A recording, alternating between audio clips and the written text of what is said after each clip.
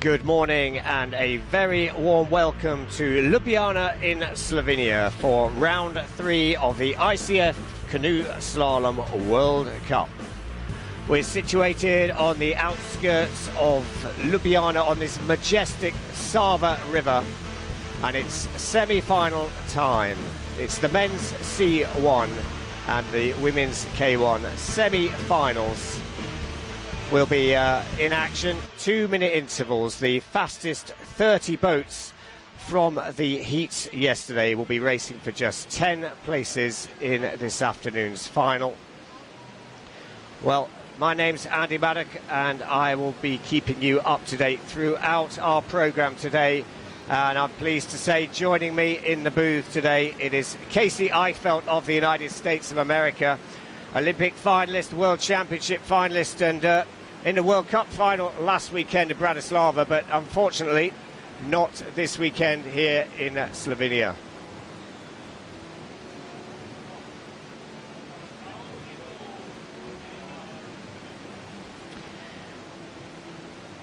So here is the gate sequence that we have. We have 22 gates on this course. The paddlers won't have practiced on this gate sequence, and this is their first run down the course. Our course designers Mike Druce and Mate Trumpets. So the standings after the first two races: Lee Valley in Great Britain, then Bratislava in Slovakia. It's Mate Benos leading the way. And of course we'll see Mate Benos of Slovakia in action. He was second fastest in the heats earlier on yesterday. And so he'll go off second to last. Here's the start list: 30 boats and just 10 places up for grabs in this afternoon's final. And that final gets underway at 12 o'clock Central European time. You can follow all the action here live from Tartson in Slovenia on Planet Canoe. So there we have it. Last off in the semi-finals will be Daniel Watkins of Australia, who was the fastest boat in those semi-finals.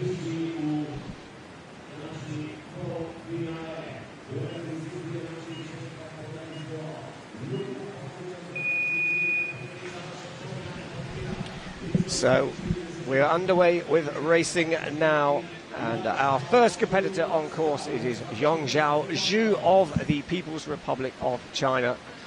And well, this an opportunity to set the pace for those still to come. Casey, this 22-gate course, what are your thoughts on the key challenges for these athletes?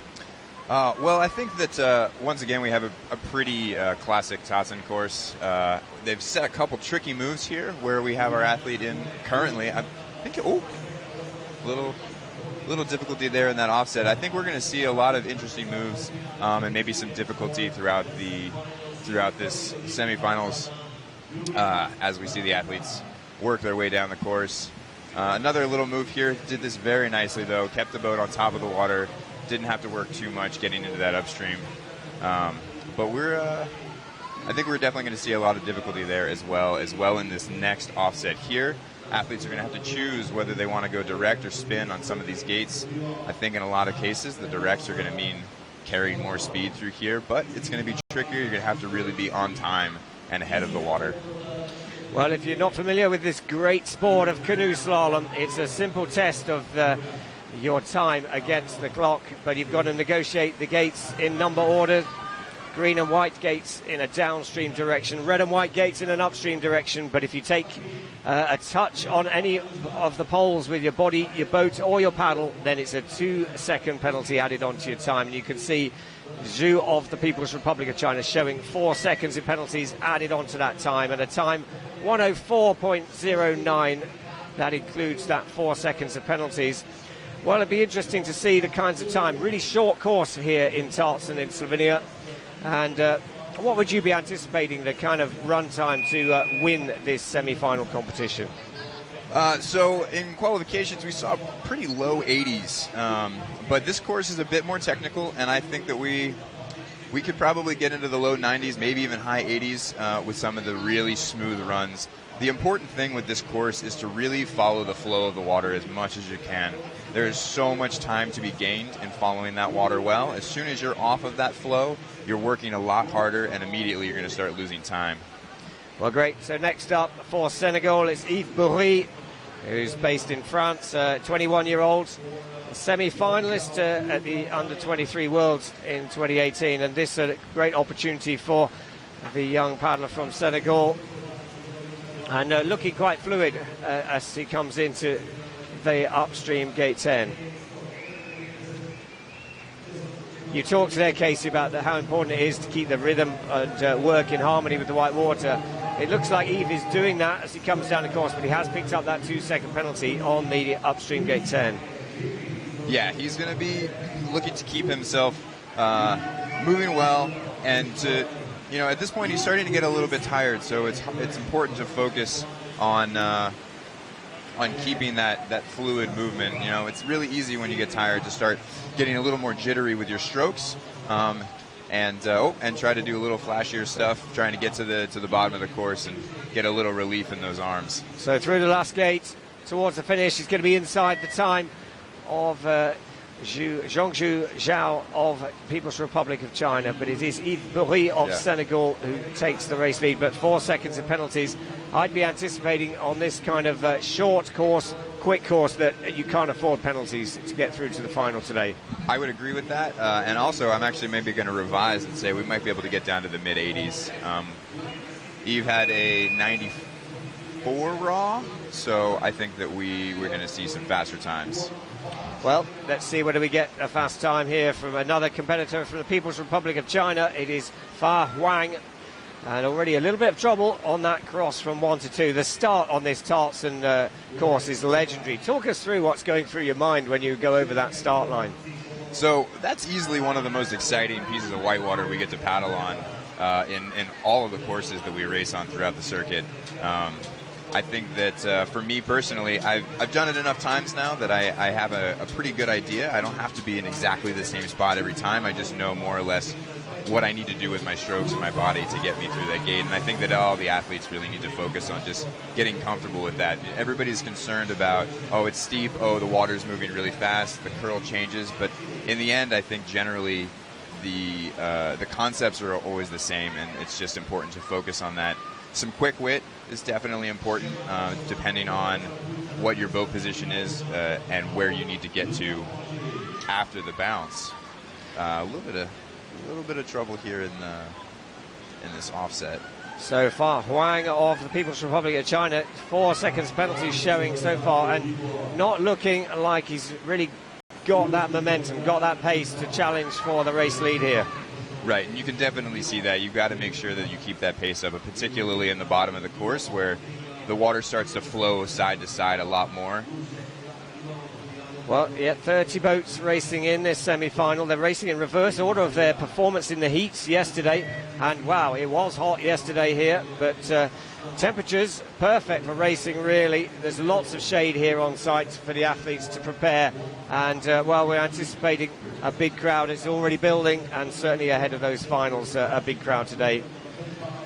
Particularly tomorrow, I suspect we'll see the Cowser army out in force, supporting Peter Cowser. Absolutely, with the good old-fashioned fire truck sirens with the crank. Got to get used to those things when you're here racing. So it's, well, next up, Will Smith for Great Britain.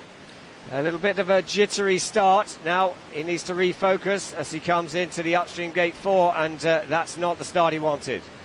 Yeah, I found it a little interesting when he got unstable on his way after the drop to the upstream. He actually let go of his T-grip as he started to fall to his crossbow. Definitely not the ideal thing that you want to do, because the thing that makes you most stable, just like riding a bicycle, you want that momentum. So take your hand off the paddle, you're going to start losing that momentum and that stability. Well, look at that. He's nearly 10 seconds down on the split in this early stage of this World Cup 3 semi-final. It's men's C1, and it's Will Smith just not finding the rhythm. And I think my take on Tartson as a whitewater course is a bit like Marmite. People either love it or they hate it. Would you agree with that, Casey? I think so. I often hear people's dislikes about the course, and it's funny because it's actually a lot of the reasons that I love this course. Yeah, certainly it's difficult, but difficult whitewater makes you a better paddler. One of the things that I think we're going to see that's going to be interesting about this race is there's actually a lot of athletes here that are just outside of their normal teams.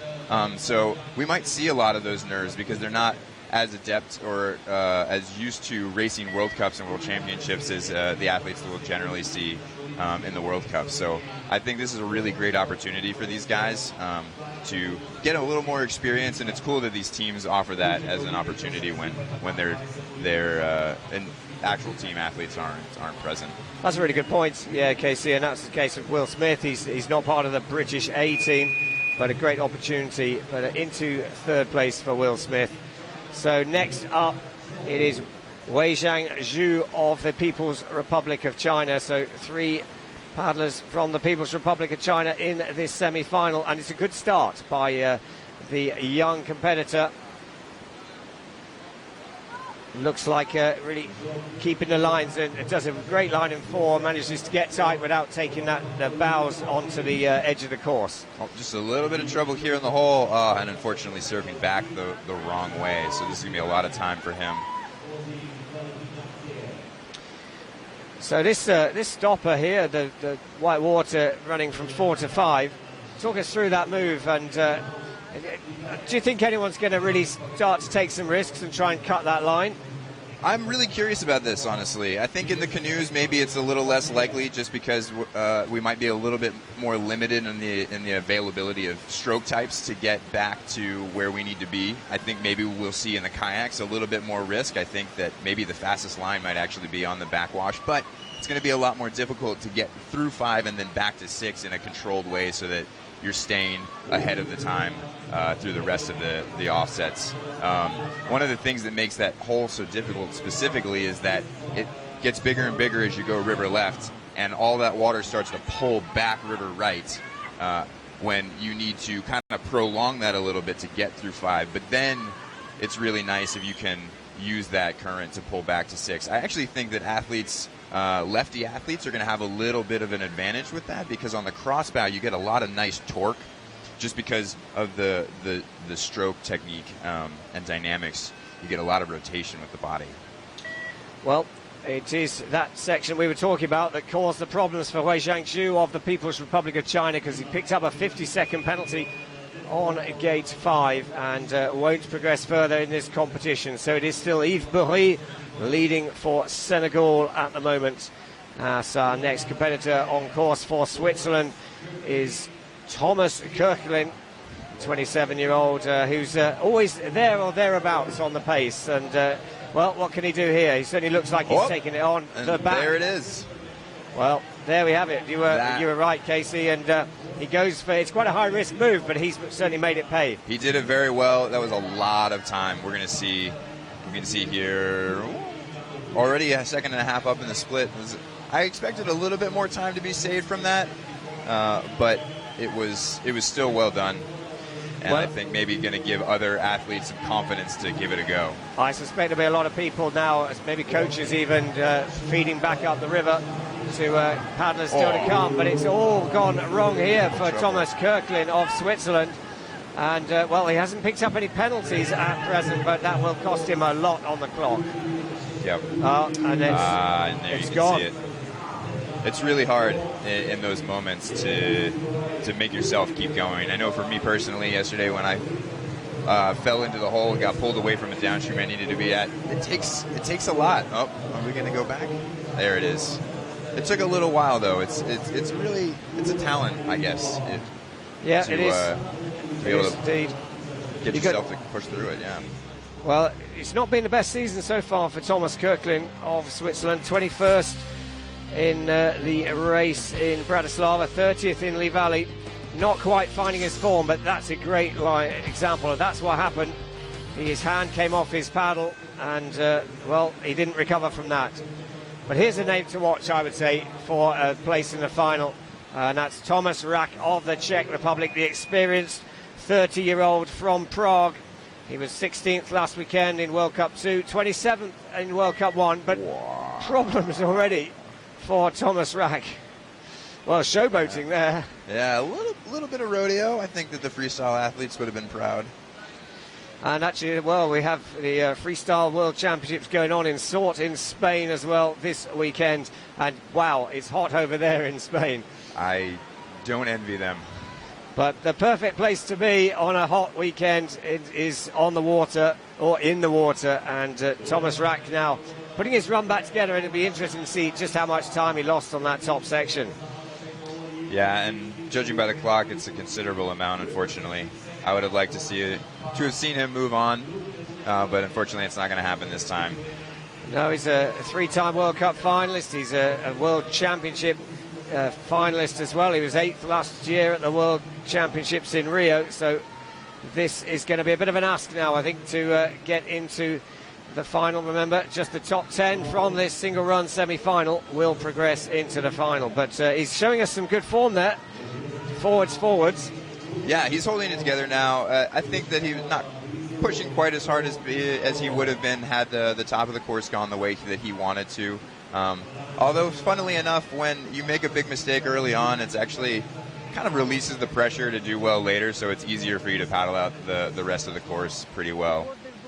Yeah, so let's have a look. Well, he's outside of the race lead time of Yves Bourri of Senegal at the moment.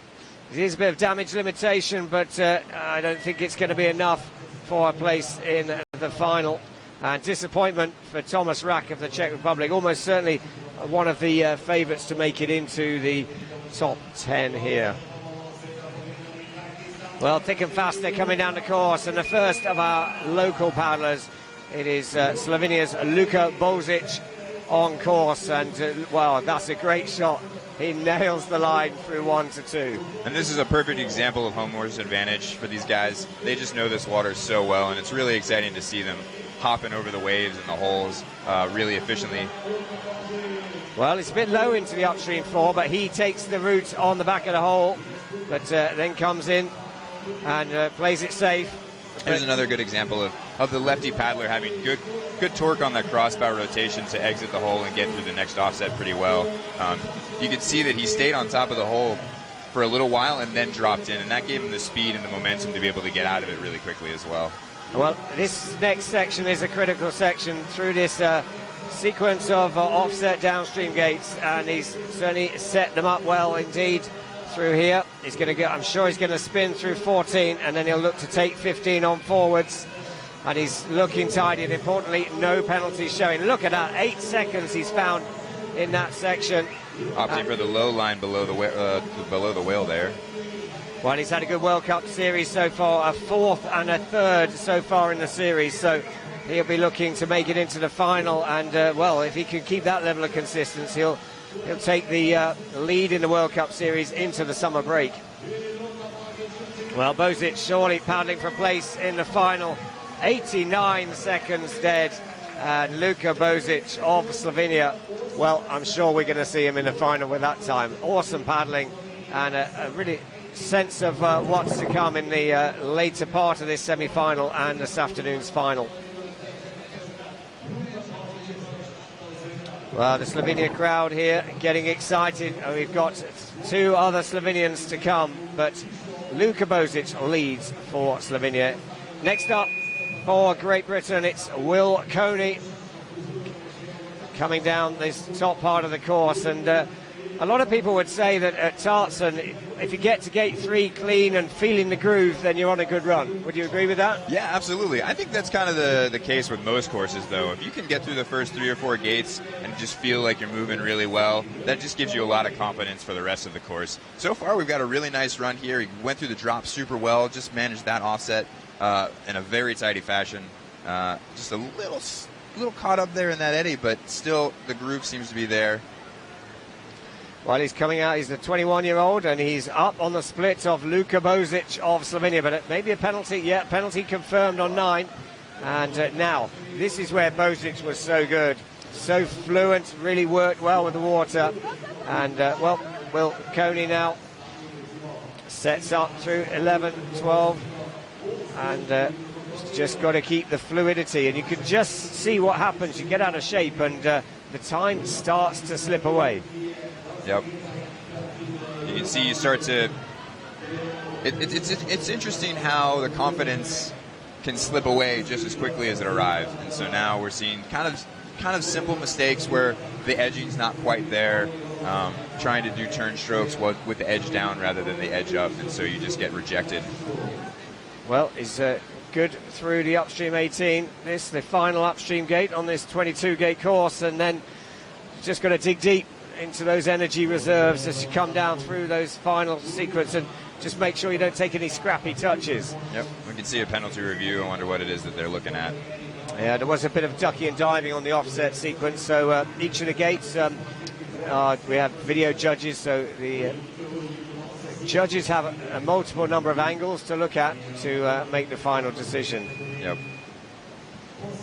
So provisionally into 5th place for William Coney of Great Britain.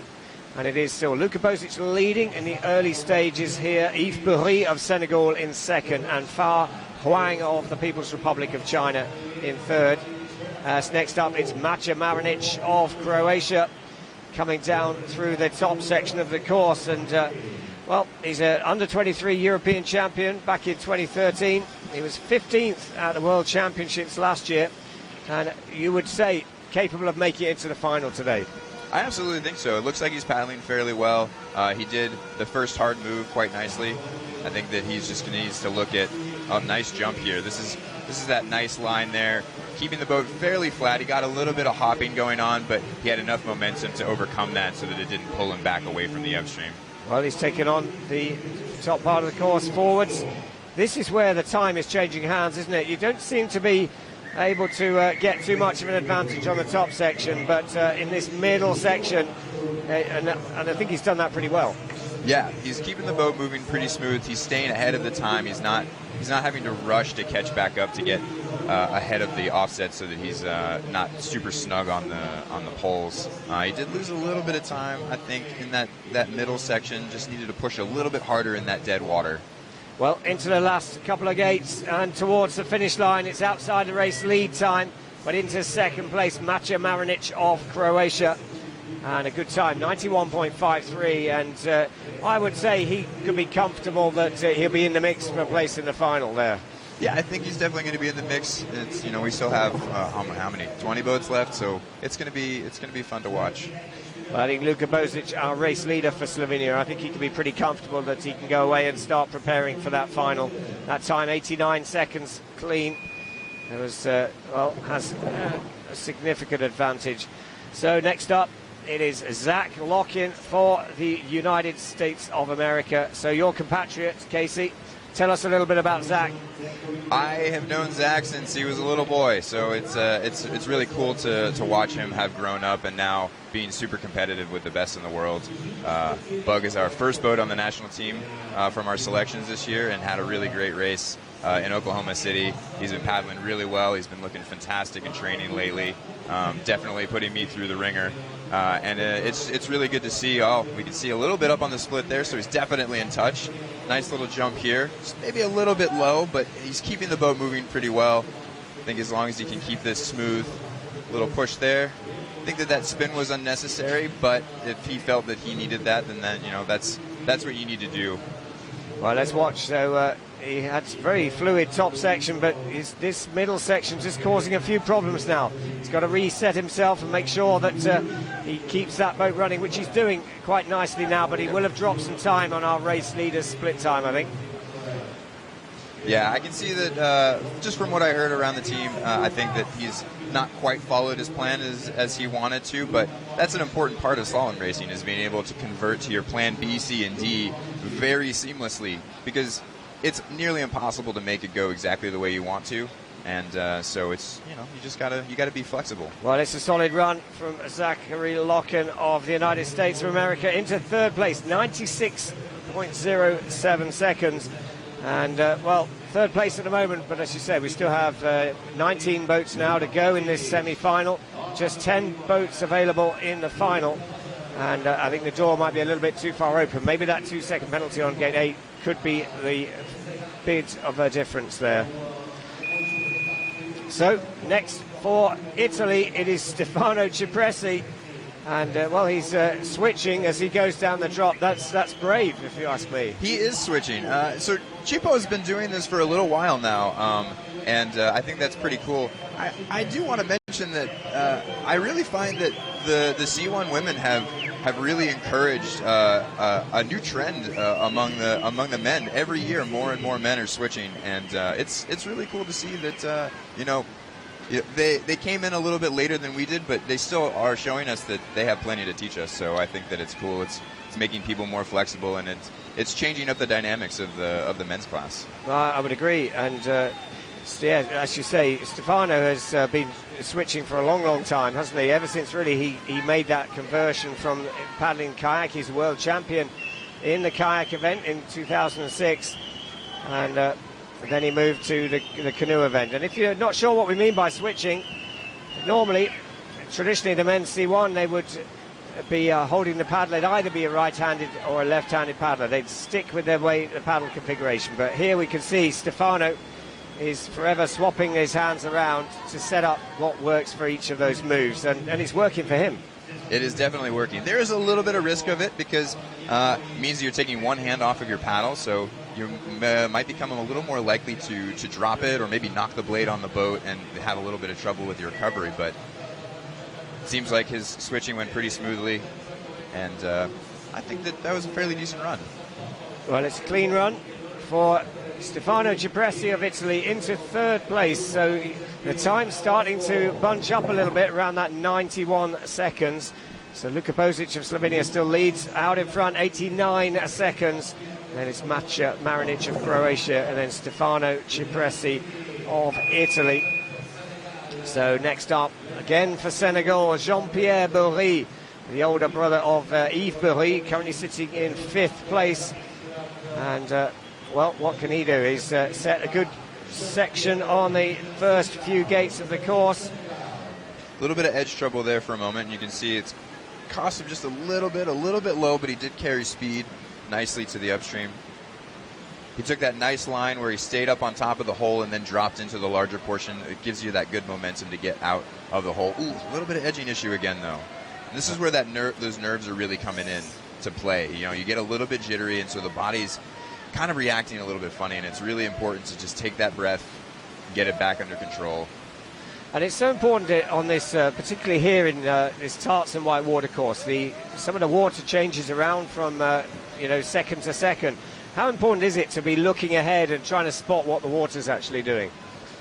I think it's super important, and it's really easy to forget about that because you're thinking about the task at hand, but often you need to be thinking 2 or 3 gates ahead of you because of reasons like the water or just general positioning so that you're staying on time and not having to rush to the next gate or two.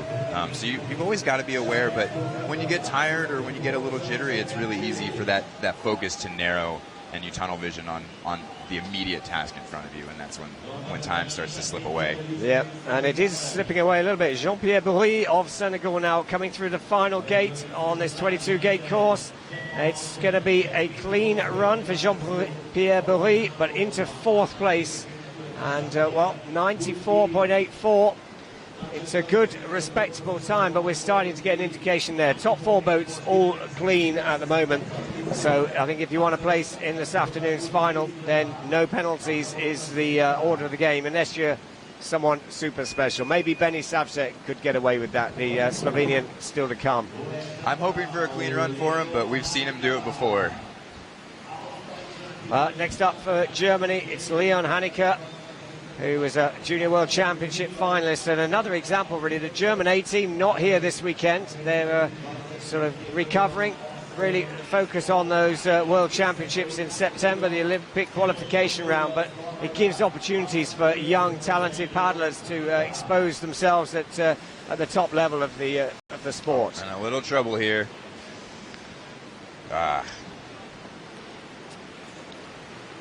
Well, but some good sportsmanship here. He's going back up for it. Unfortunately, more athletes than I'd like to say will just go ahead and skip those couple gates and continue on. Tough competition as well to get into a German senior team. Remember, in terms of this is World Cup 3. The first World Cup was won in Lee Valley in Great Britain by Sideris Tassiadis of Germany. And then it was last weekend Franz Anton took the gold in the second World Cup. So just to be selected into the German team is an achievement in itself. Absolutely. They're a very strong team, and every year they prove their worth again and again. And well, that'll be an interesting one to watch as the Olympic selection battle sort of gets underway in Germany, with just one spot for each country up for grabs. And you've got sort of Sidiris Tassiadis, and who's the world #1, and well, a big name in the sport, against Franz Anton, the world champion. It's going to be a good battle, as many of the countries are. You know, it's interesting. We all try to keep track of everybody's Olympic selections and to cheer for our friends, and it's always it's actually a little stressful, honestly. So Leon Haneke of Germany through in 14th place as we near the halfway spot in the men's C1 semi-finals here at the World Cup 3 ICF Canoe Slalom World Cup. We're in Tartan in Slovenia. The sun is shining, perfect conditions for racing, and it's Luka Bozic of Slovenia leading, ahead of Macha Marinic of Croatia and Stefano Cipresi of Italy. Next up, Sebastian Rossi on course for Argentina. A little bit held on the cross from gate 4 to 5. Yeah, Sebastian's seen a little bit of resistance from the course so far. He got his bow tangled up on the wall in the upright, and then just a little bit of stick in the hole on the cross. A little bit low here in this upstream, so he's having a little bit of difficulty here trying to keep things exactly on the line that I think that he wanted. So now he's going to need to work on focusing, getting that smooth rhythm back, getting ahead of the gate line again. You're right, it's like he's not quite found the groove. I think you could say it's if you find the groove early on, then well, subject to not making any mistakes, then you can really flow down the course and build into the rhythm. Yep. If it doesn't get into the groove early on, then it's really quite hard. You feel like you're fighting it all the way. Yeah, absolutely. But I will say, my coach reminds me all the time, when you're on the water, your feelings don't matter. Sometimes you think you had a great run, and it turns out that the time's a lot slower than you expected because you weren't. Ooh, little flip over there. Yeah, not the best place to flip there, but it looks fine. Sebastian Rossi for Argentina goes into 9th place. So unlikely to feature in that semi-final. Sorry, into the final, but Luka Bozic of Slovenia still leading. Macha Marinic of Croatia in 2nd. Stefano Cipresi of Italy in 3rd. And Casey, we were talking about Olympic selection. What does that look like for the United States team? So for the United States, our selections are going to start with the World Championships for the qualifying of nations, which everyone will be looking to do. Otherwise, you're not going to the Olympics. And then we'll have a 2-race selection in the United States where we will round out the points earned. Basically, after 3 races, whoever has the most points will win. If we have a tie, the World Championships or whoever it was that earned the position for the United States will have a tie-breaking point. Yeah, and that'll be going on across the world as we prepare for Olympic year. But on course now, Tom Abbott of Great Britain. He has picked up an early 2-second penalty on the downstream gate 5, and it looks like another one there on the downstream gate 11. Yes, that's confirmed. So Tom, a consistent performer on the sort of under-23 stage. He's a finalist at under-23 World Championship level. Made the semi-final last weekend and was 29th in that semi-final this time last weekend in Bratislava. So he'll be looking to go better than that. And, well, it's a fluid run, but those 4 seconds of penalties, I think, will be very costly and probably hold him outside of the final. I unfortunately would agree with that. It seems to me like maybe he didn't quite find that flow for his run today. Well, he comes through the finish line and into 8th place for Tom Abbott of Great Britain. So that 89-second run time of Luka Bozic, our race leader at the moment, is very strong indeed. As well, again, France, another country that's not sent the A team. They're resting up, and well, again, if anyone if you send the B team can still be very strong, and that's the case in France. So it is Jules Bernadette, who's a Junior World Championship finalist last year. Finished 7th in the Junior World Championships, just 19 years old now, and well, looking pretty fluid and attacking this course. Very smooth through this tight offset here. We've seen a lot of issues with that, and so it should give him a little confidence to have negotiated that pretty fluidly, and hopefully that confidence will build throughout the rest of the course. Well, let's see as it comes a little bit low into the upstream gate 10. This is the critical move, though, isn't it? Is setting up this sequence of offsets, and he's gone too high. Yeah, just a little stuck and hung up there. It's going to cost him some time for sure. So these downstream offset gates, it's almost like in a car, isn't it? A sequence of corners. If you set off and you cut the line too tight on the first couple of corners, it really makes life difficult further down the next few corners. That's exactly right. Exactly right. You want to keep those corners a little wider in the beginning so that you can really cut to the inside of that, and that's what helps you stay ahead of the gate, so that you're not getting into those positions where you're having to make the really tight turns, because then that means you can't keep the boat moving, just like in the car. Yeah, so if you can get on the gas early at the end of the sequence, that's a good indication that you've got a quick time. And, well, it's a respectable time for the young Frenchman, Jules Bernadette, but it isn't going to be a place in the final, I suspect. Into 7th place for Jules Bernadette of France. But it is still that top three: Luka Bozic of Slovenia, Matija Marinic of Croatia, and Stefano Cipresi of Italy. Those are the top three. As well, next up, it is the second of three Slovenians in this semi-final, Ondrej Berčič of Slovenia. And, well, a very, very fast paddler and a very capable paddler. Not actually had that much success right at the top level, but always in the finals and always there or thereabouts. Yeah, he's definitely been successful enough that he keeps his world ranking up fairly high, and you know, and now he gets to race on his home course, so he's hopefully going to be feeling some good energy, feeling positive and confident. Did pick up an early touch in gate 2, the upstream, but he did have a smooth line through the drop to that upstream, so I think that he should be able to put that touch behind him and focus on the rest of the course. Nice bounce into the upstream gate 10, looking very solid there. Nice line here into 11, keeping the boat nice and smooth. You can see the boat stays nice and flat, so that he's not bleeding off that momentum with any unnecessary boat movements. Opting for the spin here at 14. I think that's a wise decision as a lefty. He's looking really smooth, and that boat, anyone who listens to my commentary normally knows I'll say, if you want to know how fast someone's going, watch the boat, because if the boat is fluid, the boat is always travelling forwards, then that's generally an indication of a quick time, and we have a quick time, but that's the second touch now, 4 seconds of penalties, and well, Berčič is not making it easy to get into this final later on today.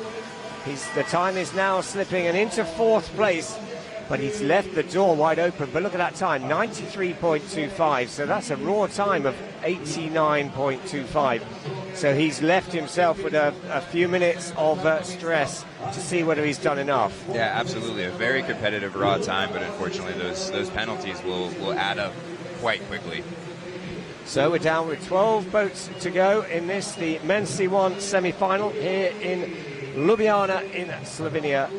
And, well, in a couple of moments' time, we'll find out who the first qualifiers will be. But next up on course for Italy, it's Raffaello Evaldi, under-23 World Championship medalist last year at his home water in Ivrea in Italy. And, well, he was 9th at the Lee Valley World Cup earlier on in the season. And so he got off to a good start with a final. And navigating that offset there pretty well. Got a little bit more of the hole on the way into the upstream than he wanted, but you can see the experience that he's got. He was able to manage that nicely, and now he's very much in touch with the split. Yeah, so it's good top section. This is the critical section, and as I speak, just a scrappy touch there. Lost a bit of contact with the upstream, and then his bows were just a little bit light and took the touch on the front of his boat. But here he looks like he's got the line through the downstream. He's going to spin through gate 14.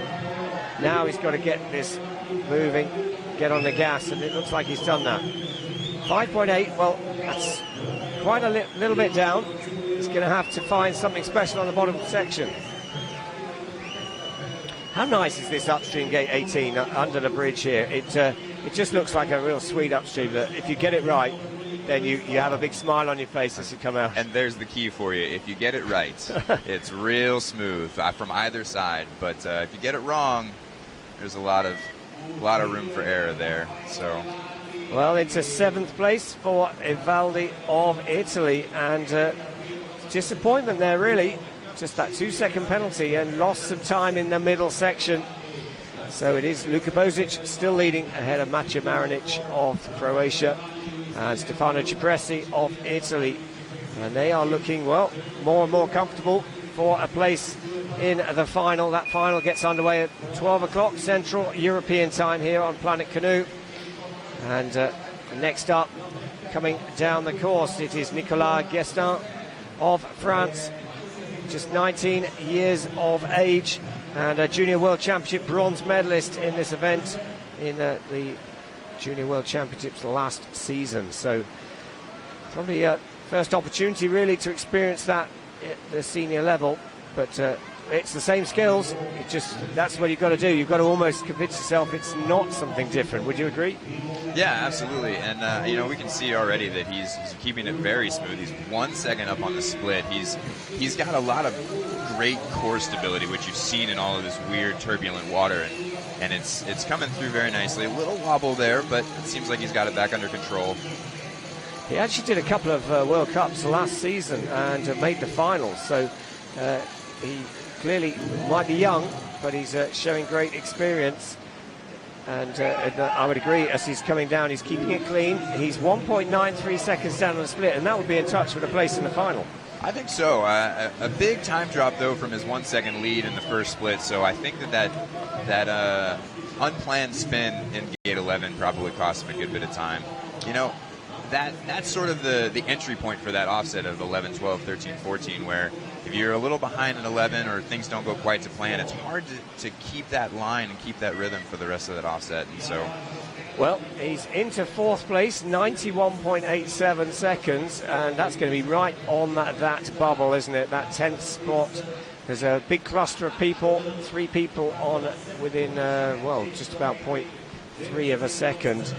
And, well, we'll get an indication soon because we've had 20 boats down now in the men's C1 semi-final. 10 boats still to go. They're the fastest 10 boats from the heats, and only 10 spots available in the final. So here we have Japan's Takuya Haneda, a bronze medalist from the 2016 Rio Olympic Games. He was, in Bratislava last weekend, didn't make it through into the final. Bit of a surprise, actually, because that's his home course. He was 12th last weekend. Opting for the low line. He's gone for it. He's having to react, but he's actually delivered it. Yeah, absolutely. That was a little brave, but it seems to have paid off for him. Oh, but it seems that they've decided it did not pay off for him, and they've given him a 50-second penalty and he gets 6. So that's he definitely had to reach out, stretch out, and the judges have awarded a 50-second penalty, and that will mean that. Well, that's bad news for him, but it would be good news for Luka Bozic of Slovenia because he would be confirmed as our first qualifier. And, mistakes coming in now for Takuya Haneda of Japan. The penalties mounting up. Just 4 seconds penalties picked up in that middle section. And whatever, it doesn't matter how fast you go, 4 seconds of penalties will really dent your chances. Yeah, unfortunately it does seem that his run's unraveling a little bit. There does seem to be a penalty review, so maybe they'll rethink their decision on 6, but unfortunately after that it seems that there might be more damage than can be undone.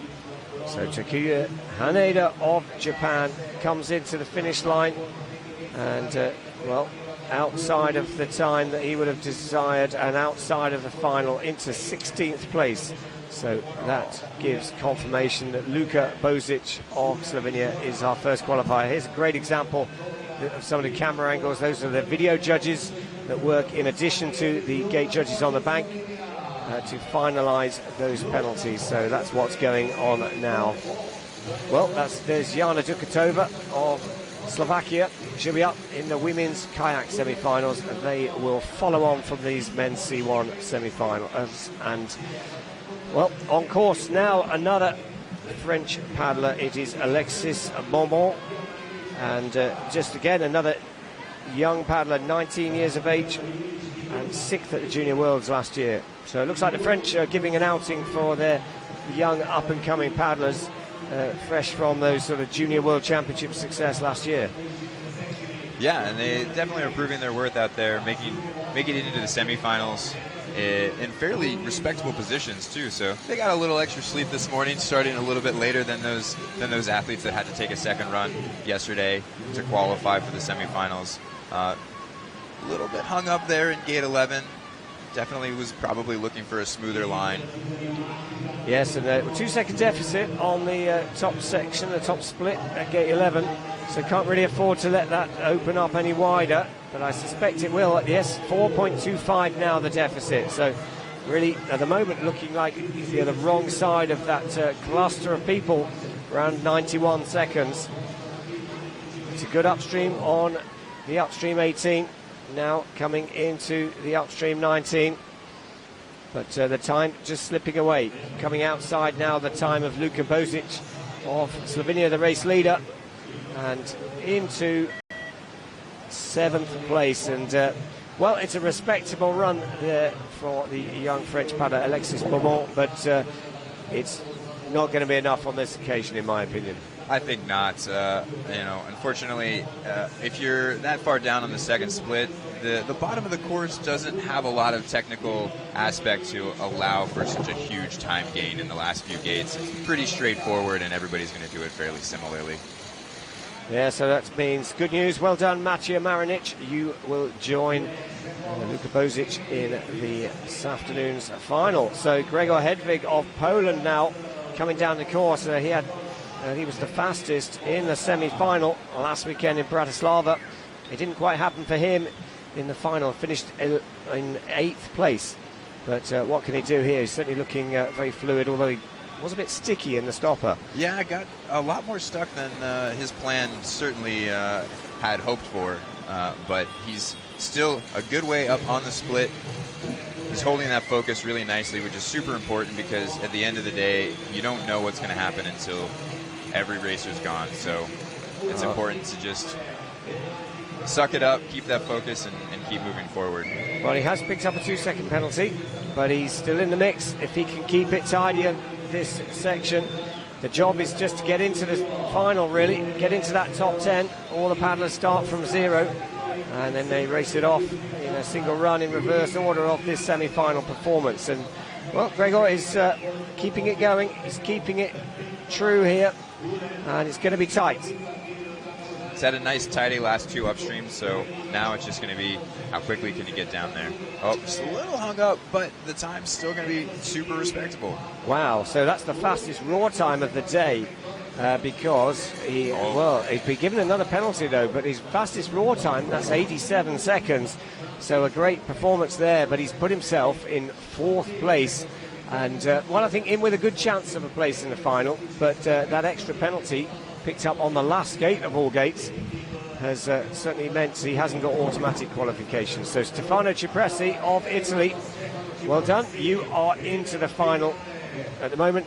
7 boats to go. Luka Bozic, Maciej Marinic and Stefano Cipresi are in the final. Well, here is another paddler for Italy. It is Roberto Colzagin. I always get this wrong. Zingari of Italy on course.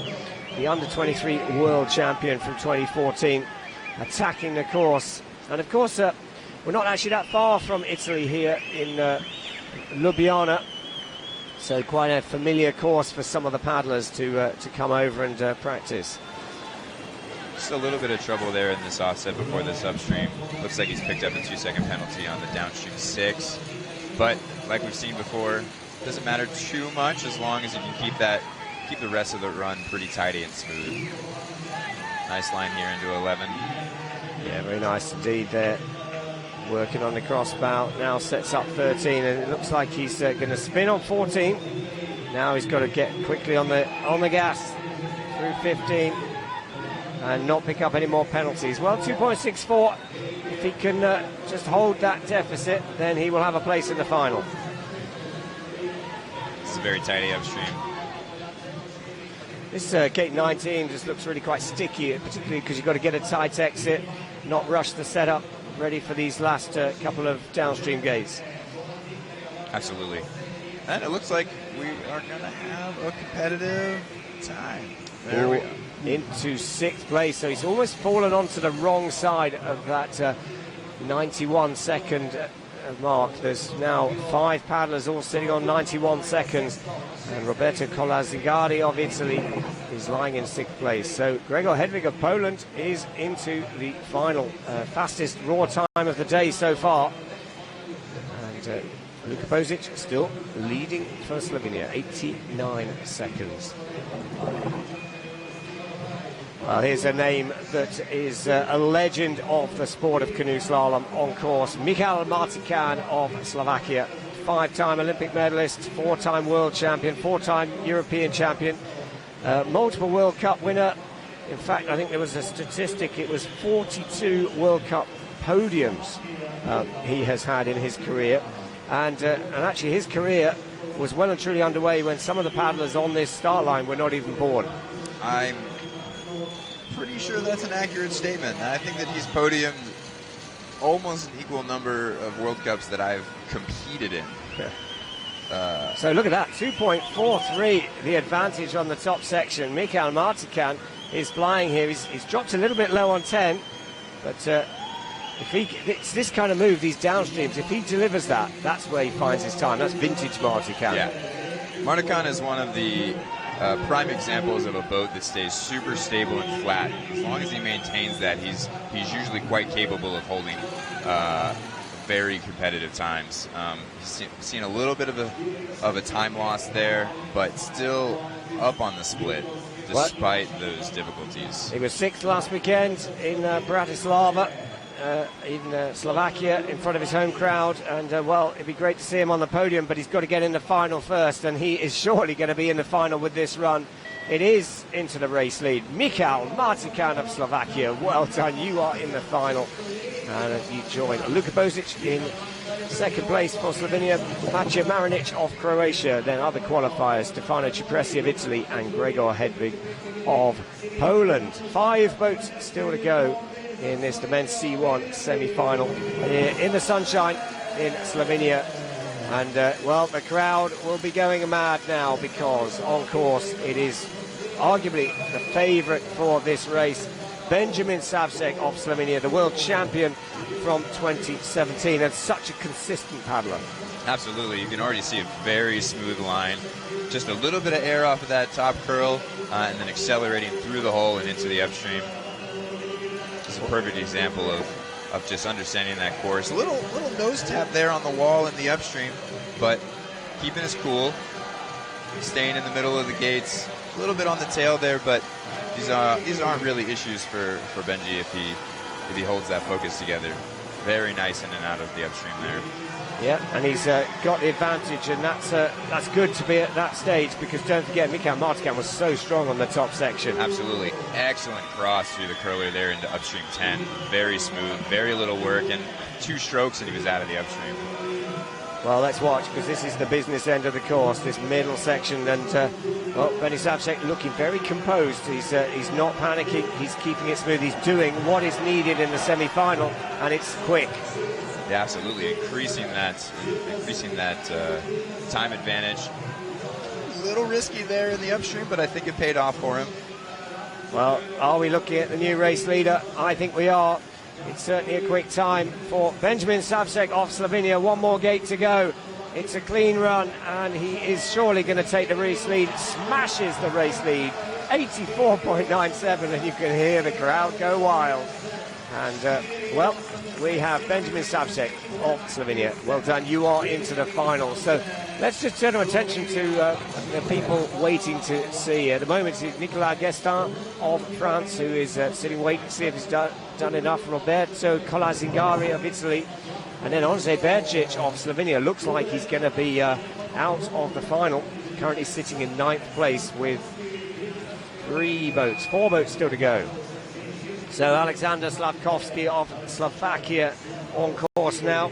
5th last weekend and 29th in Lee Valley. Hasn't had quite the start to the season that he might have expected. I think he got 4 or 5 silver medals last year in the World Cup. It's hugely consistent. Absolutely. He had a lot of hardware from the season last year, opting for the lower line on the hole, and it looks like it's paid off very nicely.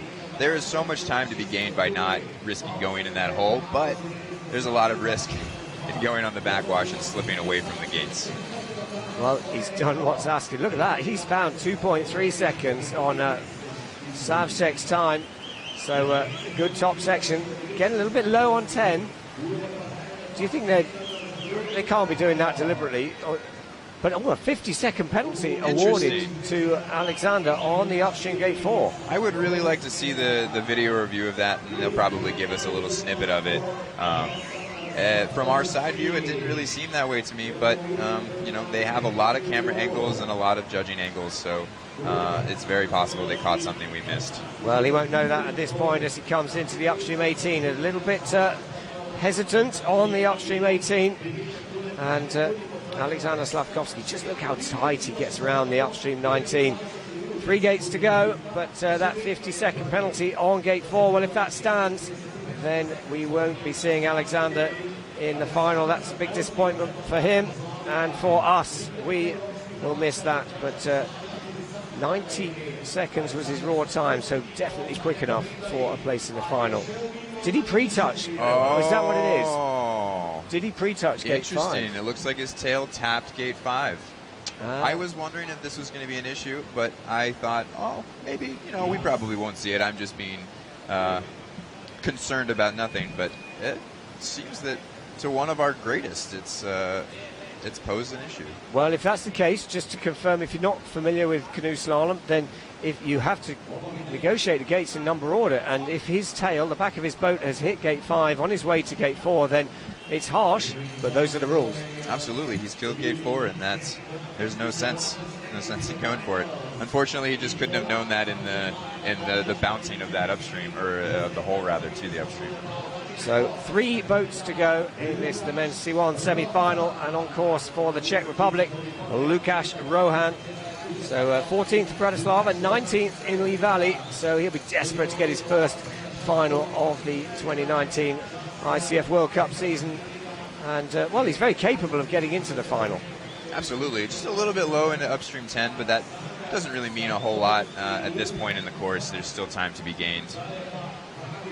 Well, looks like the video review is ongoing with Alexander Slavkovsky, and at the moment it looks like he's been given a 2-second penalty. Not clear where, but at the moment it certainly puts him down in 9th place. So at high risk of not making it into the final. But let's keep our attention on Lukáš Rohan of the Czech Republic, because, well, he's dropped down to 5-second deficit now. You can see just how tight the racing is and just how easy it is to suddenly get out of touch and go from a comfortable place in the final to being well and truly out of the final. And that, unfortunately, is going to be the case. Into 13th place for Lukáš Rohan of the Czech Republic. And disappointment there, and really didn't do a lot wrong. Yeah, absolutely. Throughout the length of the course, even though things might be feeling like they're going pretty well, time can slip away, and that accumulates if that's the case throughout the entirety of the course. So that adds Nicolas Guestin of France and Roberto Colazzingari of Italy to the finalists. 2 boats to go, and they're the fastest 2 boats from the heats. And, well, here is Matej Benuš of Slovakia, the World Cup leader after the first 2 rounds of this competition. So he'll be launching his campaign and certainly looking smooth. Takes that back line that you talked about a lot there, Casey, but a bit sticky on 5 to 6. Yep, a little bit of struggle there, but I think that there probably was still a time benefit for him. We'll see what that first split time's looking like. It should be fairly close. Well, it is. It's up. And Matej Benuš is doing what is required. He wants a place in the final, but just gave a bit too much edge, committed to that stroke, and it nearly went very dark and wet for him there. Yeah, absolutely. I wasn't sure there for a moment if he was going to keep that upright. Well, great recovery there, and still showing a composure, but he'll need to make sure that he keeps his boat on track. Because here we get an indication of how much time he lost on that move, and it's, wow, 5 seconds. So Benos of Slovakia is in trouble. He's got to do something special here. Just hitting that dead water at the wrong time. Had a little bit of struggle to get across that eddy, so that's might be a little bit more time.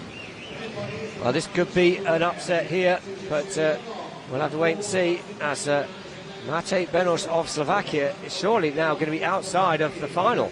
It would seem so. Like I said earlier, there's just not a lot of time to be gained in these last 5 gates. So if the time's not there on the split above, then it's probably not going to be there at the finish. Wow, that's a big shock. 16th place for the current leader of the World Cup Series. Matej Benos of Slovakia will not be in this afternoon's final. Bad news for him, but that is, well, good news for... Well, we've got one to go, so I suppose Roberto Colazzingari of Italy is in the final. And that's good news for Alexander Slavkovsky. I was just a bit confused there. Alexander Slavkovsky has had his 50-second penalty removed. He's in 4th place, and he's in the final. So the last spot is basically Ondřej Berčič of Slovenia against Daniel Watkins of Australia, who was the fastest in yesterday's heats. Dan had a wonderful day of racing yesterday, very competitive in both the C1 and the kayak classes. Actually, I believe his incredibly respectable C1 time was enough to qualify in the kayak semifinals in the first run. So he'll be looking to hold that together. He did pick up a penalty in the upstream gate 8, but we know that one touch isn't the end of the world if you can hold it together for the remainder of the run. He's got a great fluidity about his paddling style and really exciting to watch. I watched that heats run yesterday morning, and wow, he got the job done. But another penalty there, and suddenly Daniel Watkins is on his back foot now, 4.82 seconds down, and he needs good water through there, and he does get that, which but another penalty.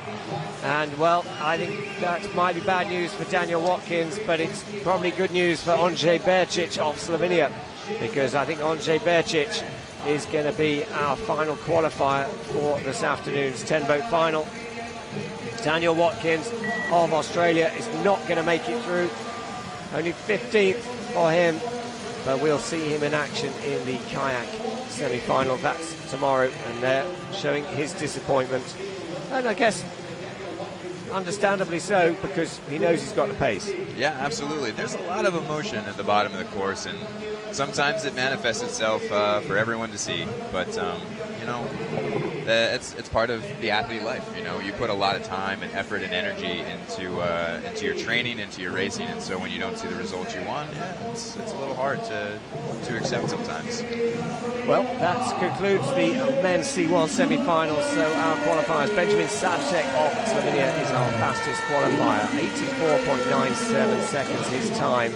He'll go off last in the final, and great to see Michal Martikan of Slovakia in second, Luka Bozic of Slovenia in third. They'll go off last in the final. Alexander Slavkovsky of Slovakia, Matija Marinic of Croatia, Stefano Cipresi of Italy, Gregor Hedvig of Poland, Nicolas Gestin of France, Roberto Colazzingari of Italy, and then first off in the final at 12 o'clock Central European time, Ondřej Berčič of Slovenia. And probably the big surprise from the semi-final is the lack of Matej Benos in that final. Any other reflections there, Casey? I think that we saw a lot of the struggle to come along with this course, and you know, just because you're one of the best in the world doesn't mean that you're immune to those struggles. So you know, that's Canoe Slalom. The course is the master, and you're just trying to do your best to work with it. I like your analogy there. So Casey Eichfeld from the United States team, alongside myself, Andy Maddock, and well, up next we'll be on with the women's kayak, the K1 semi-finals, ahead of those finals. But don't forget, the men's C1 final will be up at 12 o'clock Central European time here, and the conditions here really couldn't be better for racing. We have a beautiful day today. It's sunny. It's not quite as hot as these past couple of days. It's really great. We got a nice shady spot to hang out, so I'm definitely enjoying myself. Yeah, and the colour of the water here on the majestic River Sava here that flows through Ljubljana straight from the mountains is ideal. And if the athletes do want to cool down, I presume that's what you do. It's been roasting hot this week. The best place to be is in the water. Absolutely. And, you know, it's like you said, the water here is beautiful. It's cold, straight from the mountains. It's too tempting to go for a swim, so why not? Go ahead and jump in.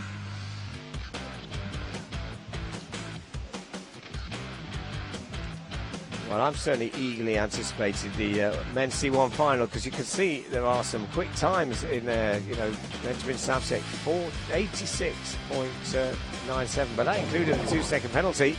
So we'll be racing from the start there to try and find that time and put the pressure on those still to come. And here we have it, the classification of the men's canoe semi-final. Benny Savcek of Slovenia, the home favourite, is qualifying through in first. He goes off last in the final, and you can see he had a penalty there, but Mikhail Martikan, Alexander Slavkovsky, Nicolas Guestin of France, the young Frenchman, definitely in with a chance. But the big name there, 17th place for Matej Benos of Slovakia, doesn't progress through into the final. Neither does Takuya Haneda for the second weekend on the trot here in this ICF Canoe Slalom World Cup. It's race 3. After this weekend, we take a bit of a break, and then we'll be back at the end of August with race 4 in Markkleeberg in Germany. Then the following weekend, first weekend in September, we'll be in Prague in the Czech Republic, and we then get into the sharp end of racing for the start of the World Championships at the end of September in La Seu de Gel in Spain. But there we have it. We're now into women's kayak racing, and the standings after the first 2 races. Ricarda Funk of Germany leading ahead of Jessica Fox. Well, Ricarda Funk of Germany not here. She's taking some time out this weekend, but Jessica Fox is here and racing. So lots to look forward to. So 30 boats qualified through in yesterday's heats, and they'll race off in reverse order of their performance yesterday. And just 10 boats again will qualify through into the women's kayak final. So some big names here in Ljubljana in Slovenia. First race of the ICF Canoe Slalom World Cup in this women's kayak event was won by Mallory Franklin of Great Britain. She didn't race in the second race, and she's not racing here. And then the honours went last weekend to Karina Kunle of Austria. She is racing today. But we're underway with racing, and the first of our competitors is Natalia Pasiepnik of Poland. So alongside me, Andy Maddock, it's Casey Eichfeldt of the United States of America team, and well, semi-final time. And what goes through your mind when you're preparing the course, when you sort of know you're capable of making it into the final, and you're having to balance up how much risk you take? I think it's a little different for everybody. You know, it is definitely a big decision to make. You know, some people have a lot of just kind of natural raw talent, and they can kind of ride off that. So they're going to be looking to just keep things smooth. In the semifinals, it's not really the time to just throw everything down, but you do need to put a good bit of effort in to make sure that you secure that spot. A little trouble here for Natalia in the cross to upstream gate 10. But you know, it's a balance for sure, you know, and nerves play a huge part in that. Both the decision making and then the acting, getting out there and making it all happen. Yeah, I always think canoe slalom is a great sort of test of the physical, the mental, and the technical skills all combined. And you need to be pretty good in all 3 categories. You could be the best boater in the world, but you probably wouldn't deliver those performances under pressure unless you've got some of those mental and skills that you're talking about. Absolutely. So many of us at this level are really quite strong, and not necessarily equal, but we're all very capable paddlers, and in the end of the day, it's who has the best head. Yep. And that's the excitement, that's the challenge of canoe slalom. As Natalia Pasiepnik of Poland goes into first place, the first one down, 109.80. Well, that's a 105 kind of raw time. my reflections here, it'd be interesting to hear your thoughts, Casey. A time I think we'd be getting around to 95 seconds for this women's kayak semi-final for taking the win. What do you think? I think that's absolutely an accurate time, more or less in that vicinity. You know, if we see some women with the really, really great flow, then I think that we might even be able to get a little bit below that. You know, sometimes we just see these really spectacular runs where it just almost looks like total perfection. Yep. Well, our next competitor is from the Netherlands. It is Claudia Leenders, 24-year-old, but already a little bit of time clocking up, just surfing that stopper, setting up for the downstream gate 5.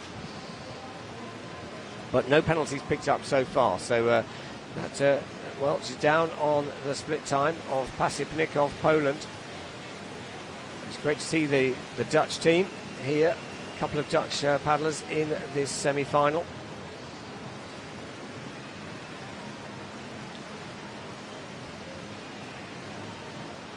Well, at the moment it looks like Claudia Leenders is putting a good run, a solid run together. I was going to say without any penalties, but she's not quite got the flow, not quite got the rhythm and working in harmony with the white water. Isn't that just the thing, though? I feel like sometimes we're the jinx a little bit. You're thinking no penalties, and then they smack a gate.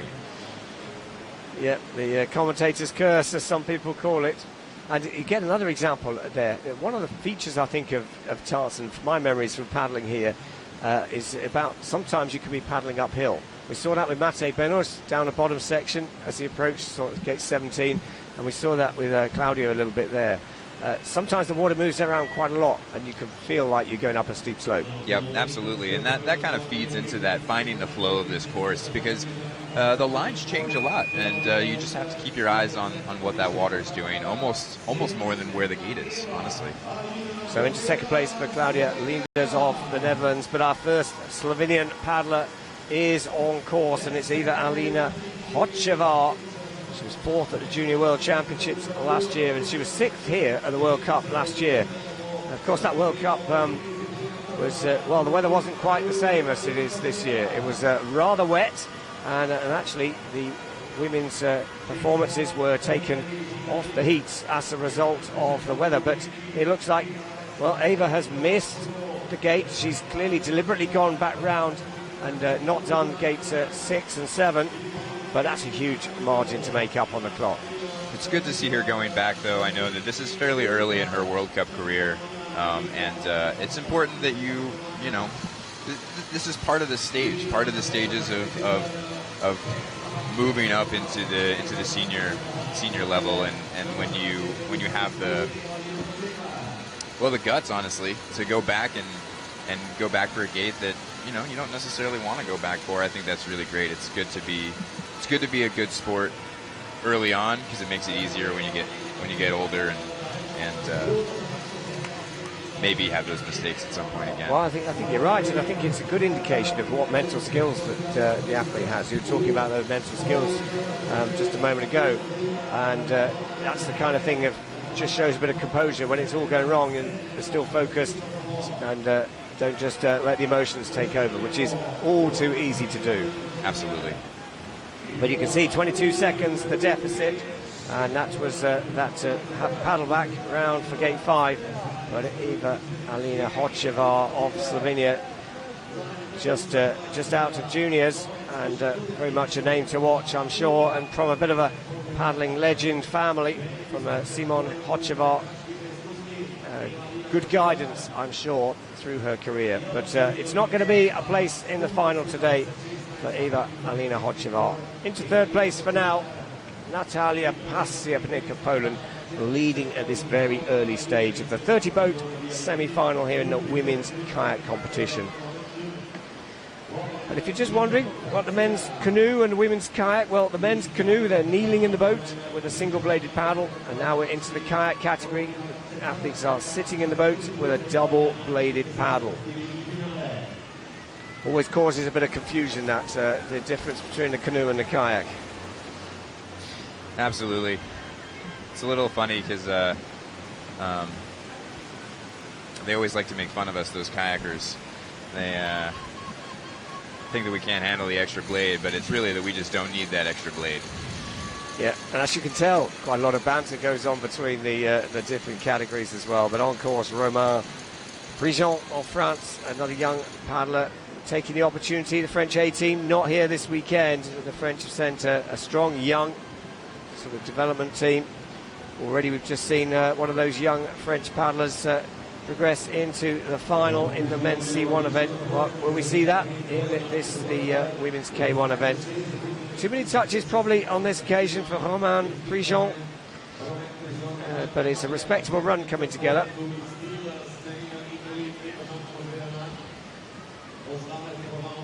So 20 years of age, Romain Prigent, and well, she was a junior world championship finalist in 2016, and clearly making her progression into the senior ranks. Into third place, 113.10 is the run time. So still Pasipnik of Poland leading the way. Great to see, big crowd growing ahead of the finals here later on, 12 o'clock Central European time. And I always like it here because the grandstand is in the shade for the majority of the day, isn't it? And as the afternoon sun comes onto it, everyone starts to creep backwards up the grandstand to stay in the shade. So next up on the course, it is Joanna Medon of Poland.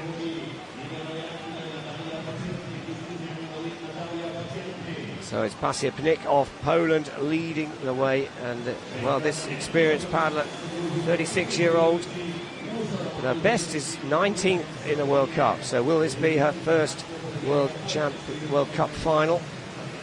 She's up on the split time, so she's certainly got the opportunity to go into the leaderboard on top at this early stage of the competition. Right, and that was actually including a 2-second penalty on the downstream gate 7, but we did see her get a little stuck here in the down 11. Just a little caught on that bow, maybe a little bit too much weight on there when she needed to transition and get the bow between the poles for the turn, but we'll see if she can hold it together. It looks like she's not picked up another touch on gate 13. Yeah, and that could make all the difference because she's actually delivered the downstream sequence pretty well, and another penalty pushed out wide onto the outside pole of 17, and suddenly it's all looking quite a big mountain to climb to make it into the final later on today. That final, well, it follows on immediately after the men's C1 final that starts at 12 o'clock Central European time today, and a 50-second penalty awarded late there on the downstream gate 5, and it's not going to be for Joanna Medon of Poland.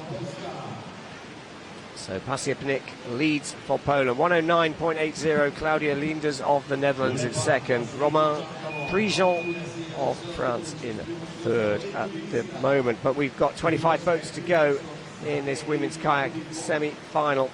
Well, here's a big name. She made a bit of a mark on her performance last weekend. Do you want to introduce her?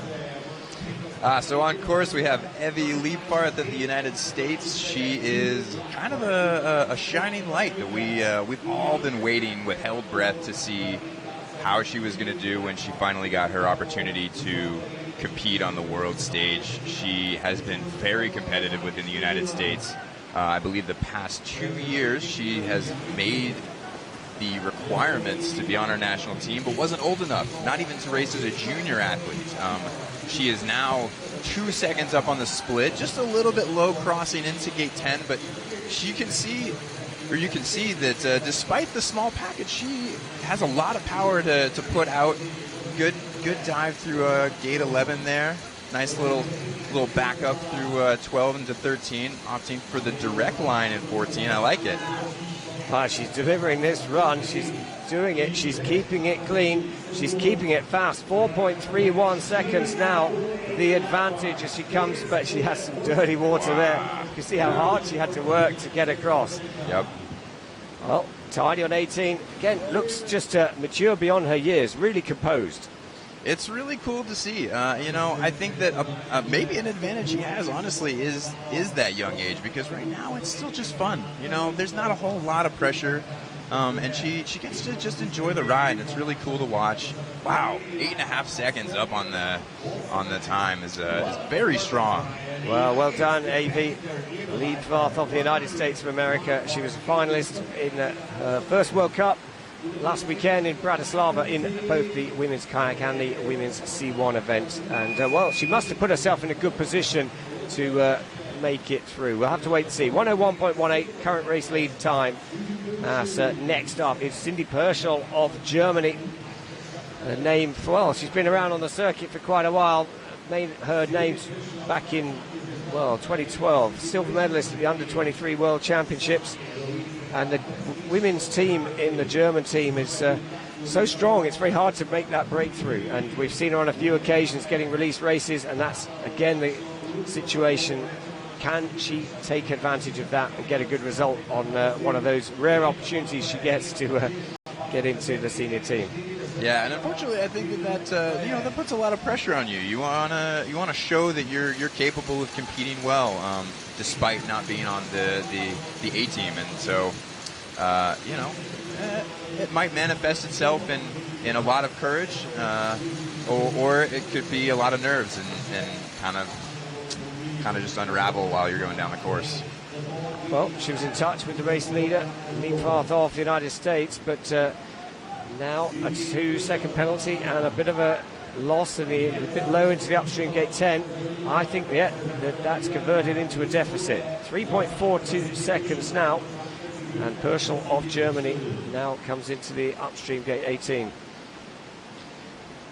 Very smooth through gate upstream 18.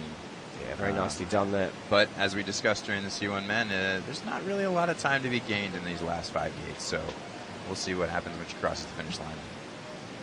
Well, here she comes through to the finish line into second place, 103.29. That does include the 2-second penalty.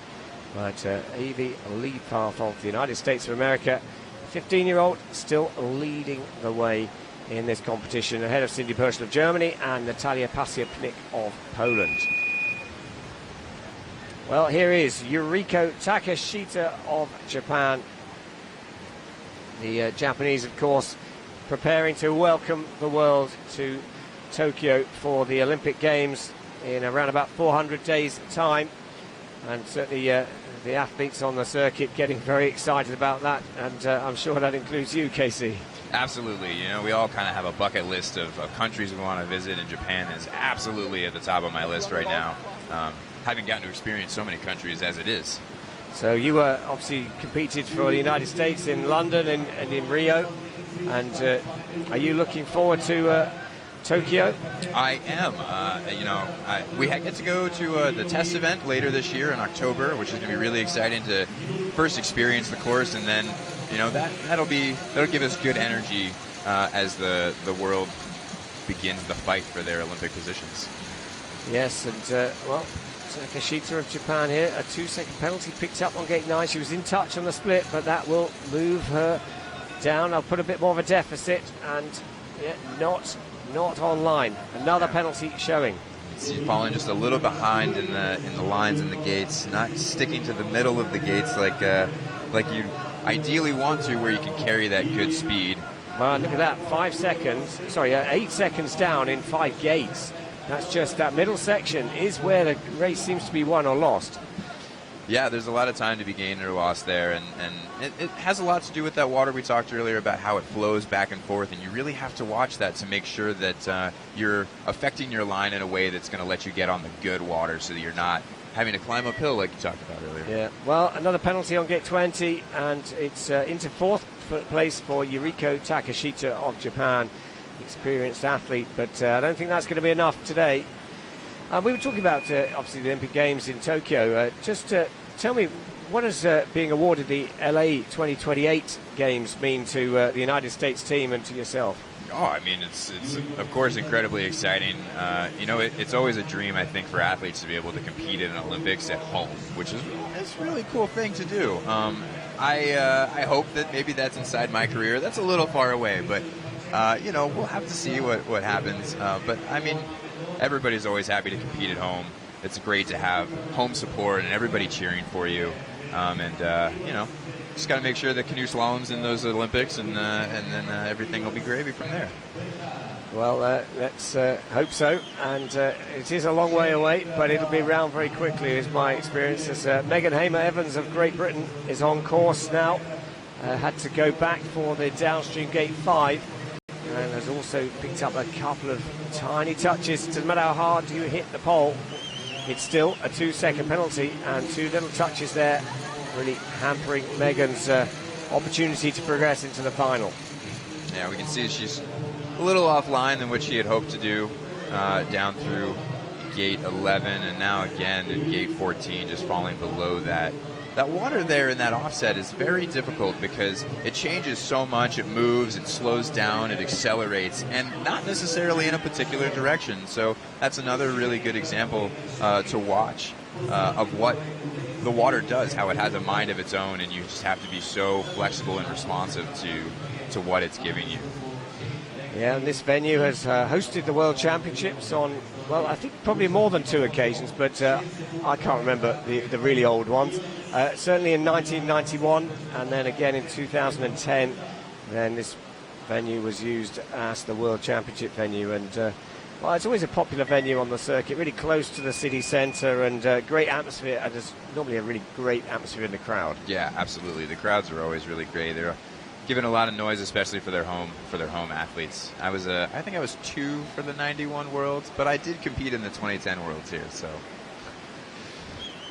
lots of time racing here. Well, I think canoeing, there's some pictures up actually here on the venue. Canoeing's been going on this site since the 1930s. So there's pictures of people, not quite in its same form as now, but such is the sort of history of canoeing around here on this venue. But next up, it is Caroline Trompeter of Germany, another of her development athletes racing here. She's 24 years of age, from Augsburg in Germany, that famous venue from the 1972 Olympic Games, and well, again another popular venue whenever there's a race there. So she was 6th at the Under-23 World Championships in 2016, but looking a little bit steady on this middle section. She comes into the critical part of this course. Keeping a very smooth line into 11. That was really nice direct line there. Keeping herself ahead of the gates. You can see that she's not having to duck too much to get into 14. When you see an athlete ducking really far forward to avoid a penalty, that generally means that they're falling right behind. But it looks like we have 8.4 seconds down on the split at the second point. So, like we talked about, not a lot of time to be gained, but she'll be looking to keep the rest of the run smooth. Yeah, looks like a penalty just picked up on gate 18, the upstream gate, with a touch on the paddle. And, well, it is going to be Evie Liebfart of the United States of America who will lead us after 10 boats down the course. Cindy Purcell of Germany sitting in second, Natalia Pasiepnik of Poland in third, and Caroline Trompeter of Germany only into 7th place. So, what's it like in terms of your pacing down this course? Because particularly it's a really short course, does that change the athlete's approach in terms of pacing? But also you don't want to go out too hard off the start because it's quite technically demanding. Yeah, I would agree with that. Again, it's going to be a little particular to the athlete. Some athletes are really good in longer distances, and some are better at shorter distances. So we all have our strengths and weaknesses. I know for me, I like to have like a high rate pretty much all the way through, just always kind of in attack mode. There are definitely important places to slow down a little bit and accept that. Oh, I thought for a moment we were going to see her go onto the lower line of the holder, but then dropping in. Little back paddle. Well, on course, it's Marjorie Delassus of France, who I would expect to put in a quick time here. She was a finalist here in the World Cup last season, albeit that was done off the heats. So no stranger to this kind of level of competition. But a 50-second penalty. Well, I know you sort of winced a little bit, Casey, when she did that move. She certainly left it to the judges to decide. And unfortunately for Marjorie, 50-second penalty and big time loss. Gone too high, setting up from 10 to 11. And it's all gone wrong, unfortunately, today. So you can see though some good sportsmanship here. I like this. I like it a lot when I see the athletes go back for it. It's you know, it's a good show of character, and I like that a lot. Yeah, it's quite an emotional thing. You know, you've built all your expectations up. You've put everything, all those months of training, and into key competitions. And if it all goes wrong, then it's easy to understand why the emotions come flowing out. But yeah, great to see controlled emotion there. And Marjorie Delassous of France paddling out her run. She knows it's not going to be good enough for a final, but respect to her. She's showing what she's capable of on the bottom section, and that's good in itself. Absolutely. But that's, well, good news again for the United States, because Evie Liebfrath still leading ahead of Cindy Perschel of Germany and Natalia Pasiapnik of Poland. And we are getting towards, well, 19 boats to go in this women's kayak semi-final. 30 boats are starting the race, and top 10 will go through to this afternoon's final. And that final will be underway around about 12:30 Central European time. But you can join us, well, stay with us all morning, because we've got lots of action here. And the finals of the men's C1 will get underway at 12 o'clock Central European time. So thick and fast coming down the course, and it is Li Tong of the People's Republic of China. But again, another 50-second penalty picked up early on in the course for Tong of China, the Asian champion of 2006 and 2008. And it looks like on the upstream gate 4, I wonder if maybe it was another situation where she engaged number 5 and essentially making number 4 dead and not allowed to negotiate it, even if she goes back for it. Well, we might get a slow-mo. We'll have to wait and see. A little 2-second penalty picked up. A lot of people going just almost focused on the upstream, getting the setup, and then just a bit distracted, take a touch on 17. Another disadvantage to that second blade in the way. Well, top blade. Yeah, sometimes it smacks the gates. Yeah, take the opportunity there to have a bit of banter. But, well, and there we go. Li Tong of People's Republic of China. Not sure where that 50-second penalty came from. I have to say, I'm not either. We might get an indication on some of the slow-mos, but it is not going to be a place in the final for Li Tong of the People's Republic of China. But let's turn our attention to the top of the course, because Elena Kališka of Slovakia is on course. 47-year-old, double Olympic champion. She's a world champion. She's a double European champion. She's won everything in this sport, and she still manages to produce. Do you think she can produce a performance into the final today? I think it's certainly possible. She has, looks like she's picked up a 50-second penalty on gate 5. Well, I didn't see that, but we haven't got the best angle on the performance, but Kališka of Slovakia looks like it's not going to be.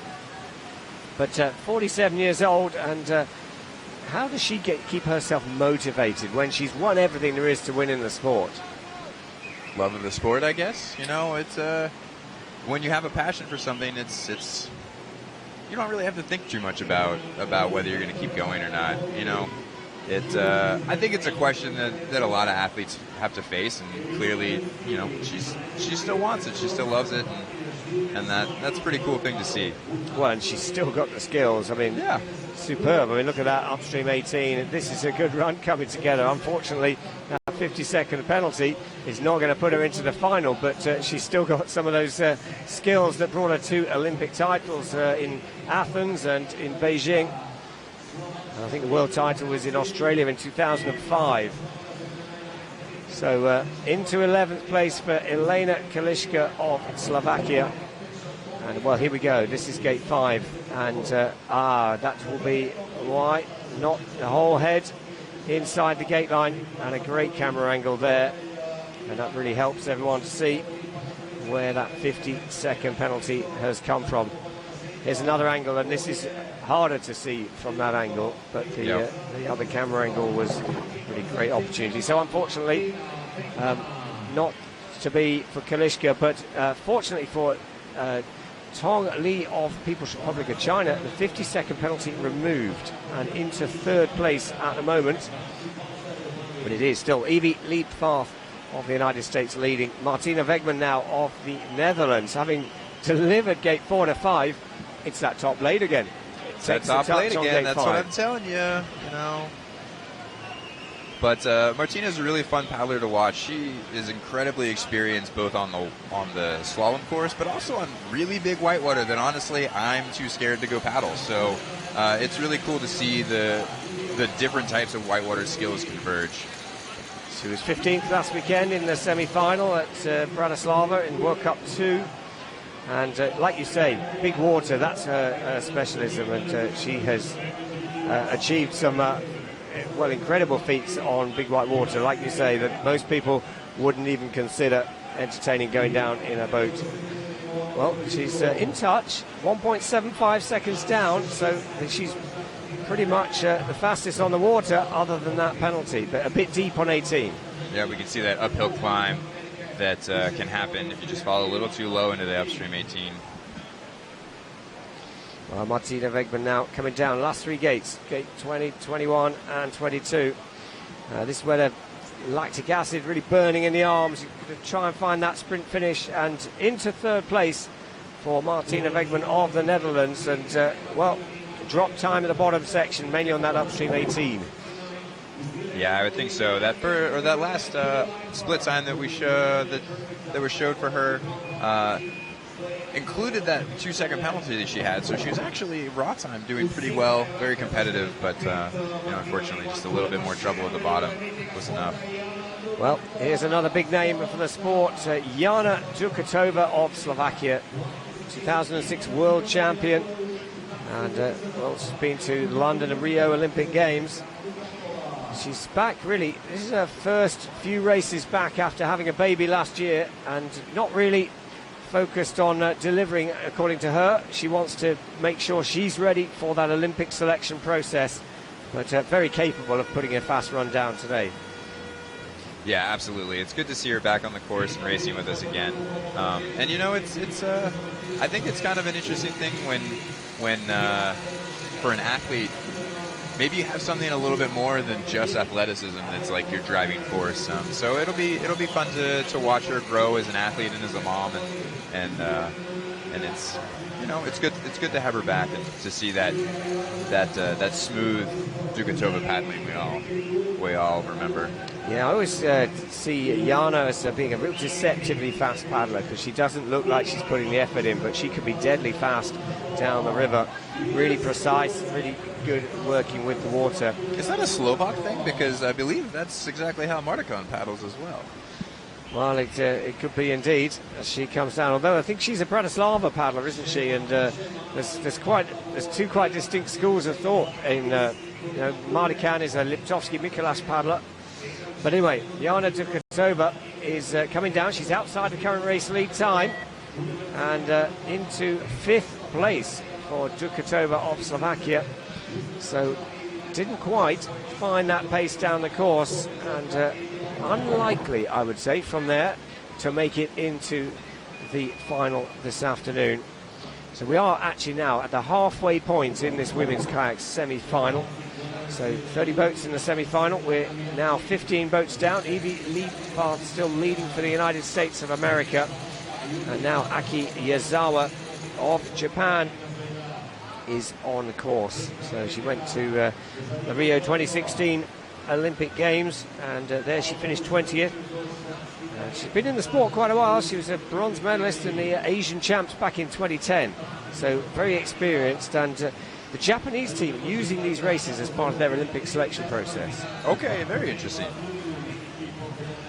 The Japanese as hosts are obviously able to, they know they've got the place. It's just about how they allocate it, but it's good. She's 2.4 seconds up, and that includes a 2 on the top part of the course. Absolutely. She had a very tidy first 10 gates or so. Just falling a little low into the upstream gate 10, and that seems to have affected her line into 11. But now she just needs to focus on regaining that focus, just getting back on line and making sure that she's staying in the middle of the gates. Yeah, and unfortunately another touch on the downstream gate 13, so we'll get an indication any moment now as to where she's at, and she's turned the advantage into a deficit. So it's Liebhardt of the United States showing just how strong she was in the middle section. That's where she found the time, and that's where other people have really been struggling to match that pace. So it is Yazawa of Japan now chasing a place in the final, and I think it's slipping away now. Down into the final strokes of her run, and it's going to be only 6th place with 14 boats to go in this semi-final, and just 10 places up for grabs in the final. But the further we get down, the further that Evie Leappath of the United States of America leading the way is, well, she must be starting to think she's done enough to make it into the final. I don't want to hold my breath just yet, but it was a very solid semifinals run, and so I wouldn't count it out for sure. Well, Victoria Urs of the Ukraine now next to start, as it said in the caption there, 12th at the Olympic Games in Rio. Now, she had a strong performance last weekend in Bratislava, 14th, and she was an under-23 World Championship finalist in 2016. She, another paddler who paddles in both the kayak and the canoe competition. And of course, that's women's canoe competition makes its debut at the Tokyo Olympic Games. We'll have the canoe semi-finals and finals in action tomorrow.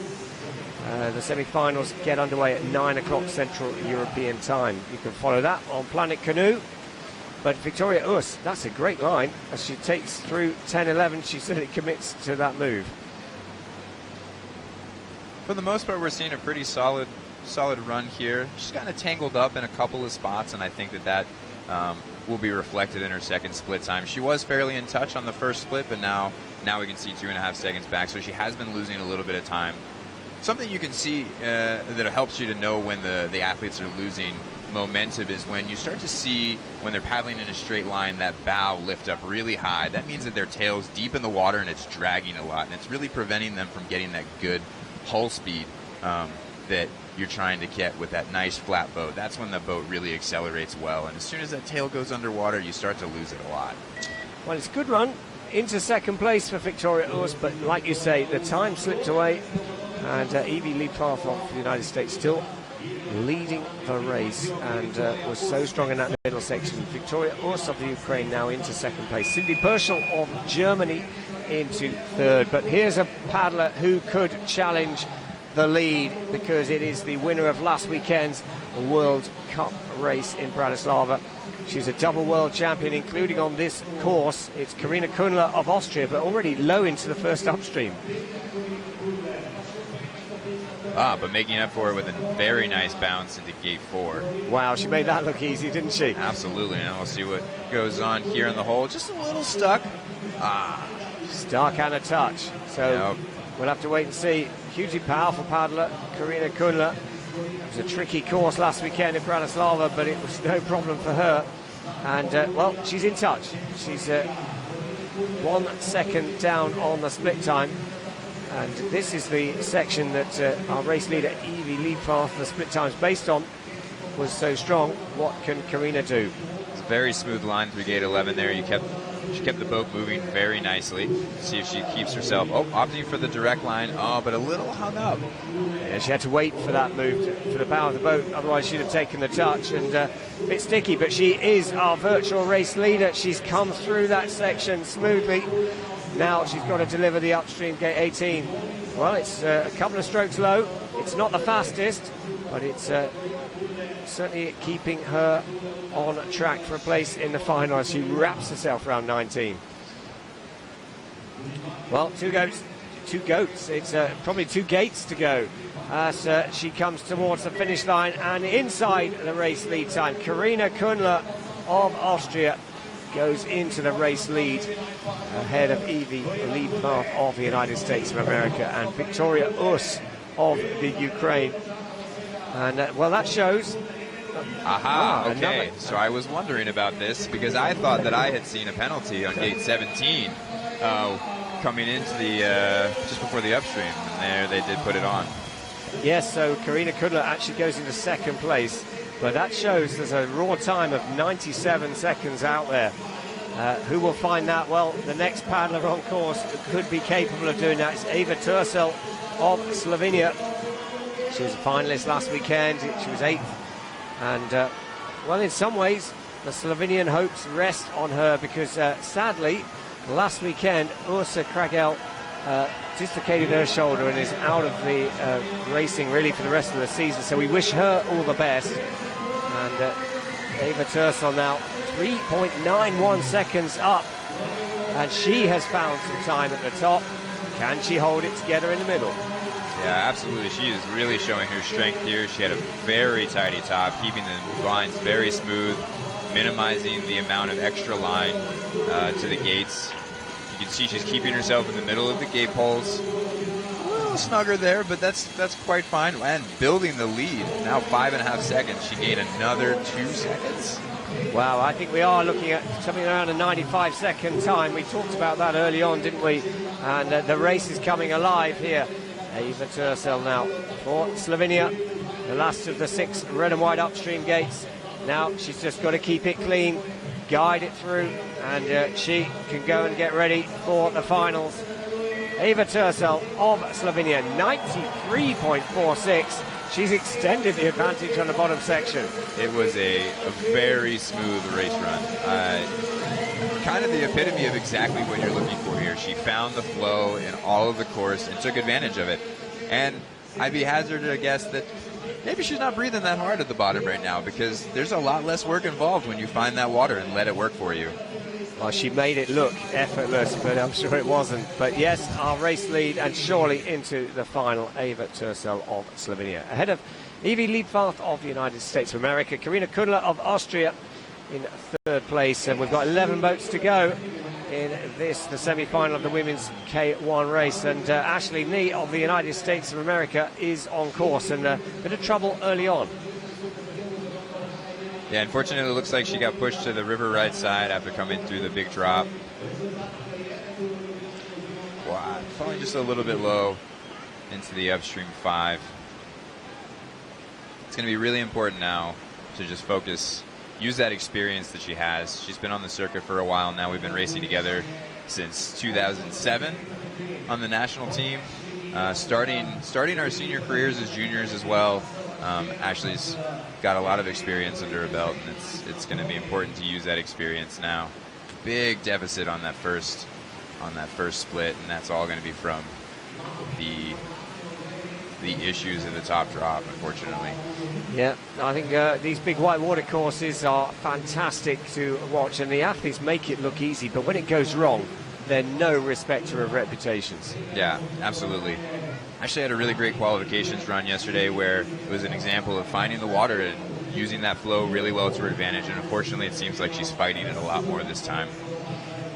Yeah, and we've got a different course, of course, from the heats course.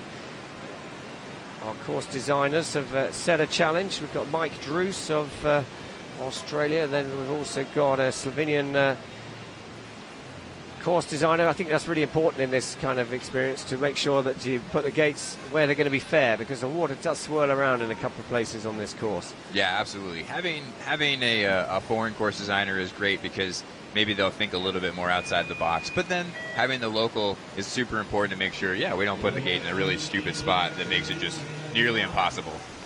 Yeah, and I hope Ashley hasn't hurt herself there, because she just looks like she's holding her shoulder on that final move, but she has gone into 15th place, so not a place in the final. So we're now into the final 10 competitors in this women's kayak semi-final, and Ida Novak now for Slovenia is on course. We're going to have to wait and see what the judges think about that, but that looked like a lot of and there it is, the 50-second penalty. It's never a good thing when you see an athlete lean their head so far back that their chin is pointing to the sky, because that means they're really extending to try and get that head in the gate line. Oh, I wonder if that's her dog. Is that the local crowd? Yeah. Yeah, there's a big dog cheering her down as well, and getting in on the action. Certainly the noise from the crowd hasn't abated despite that penalty. And another penalty picked up in the middle section. So it's not going to be, unfortunately, today for Ida Novak of Slovenia. 29th last weekend in Bratislava.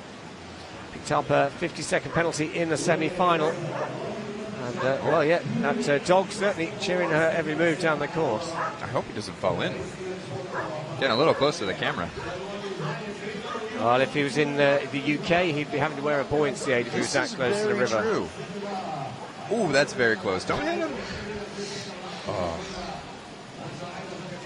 Well, I think that maybe is an unfortunate, unnecessary distraction, having the pup right there, right in your face. The penalties have mounted up, unfortunately, for Ida Novak of Slovenia, and into 20th place. So our first qualifier for the final this afternoon is Eva Tercel of Slovenia, our race leader. 93.46 her time at the moment. And next up, it's Victoria Wolfart of Austria. 25-year-old. Well, she's very talented. 9th last weekend in Bratislava, 16th in Lee Valley. She's a two-time under-23 European champion. And very capable. And the dog's back up to support the next competitor. Indeed. Well, Victoria Wolfart trains in Vienna, in Austria. And it's very competitive, both in this event, which she's now up on the split time, and in the Canoe event.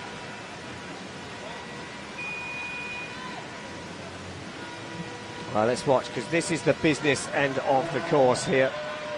In the middle section, this is where the time has been changing hands through gate 11, 12, 13 and 14.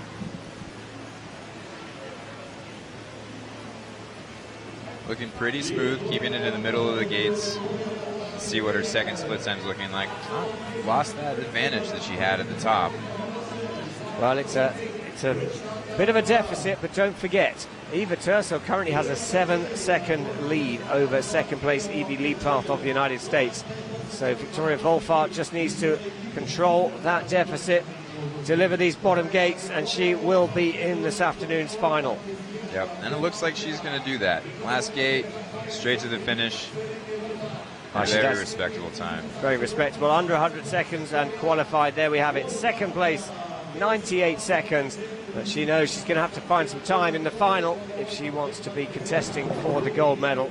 93.46, still the fastest time so far in this semi-final. We've still got some big names to come.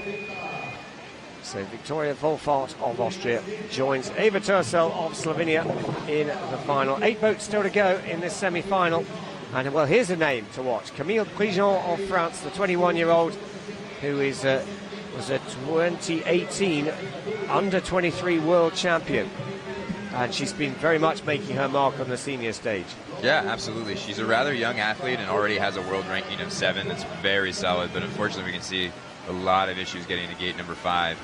And some good push, though, going back for the downstream.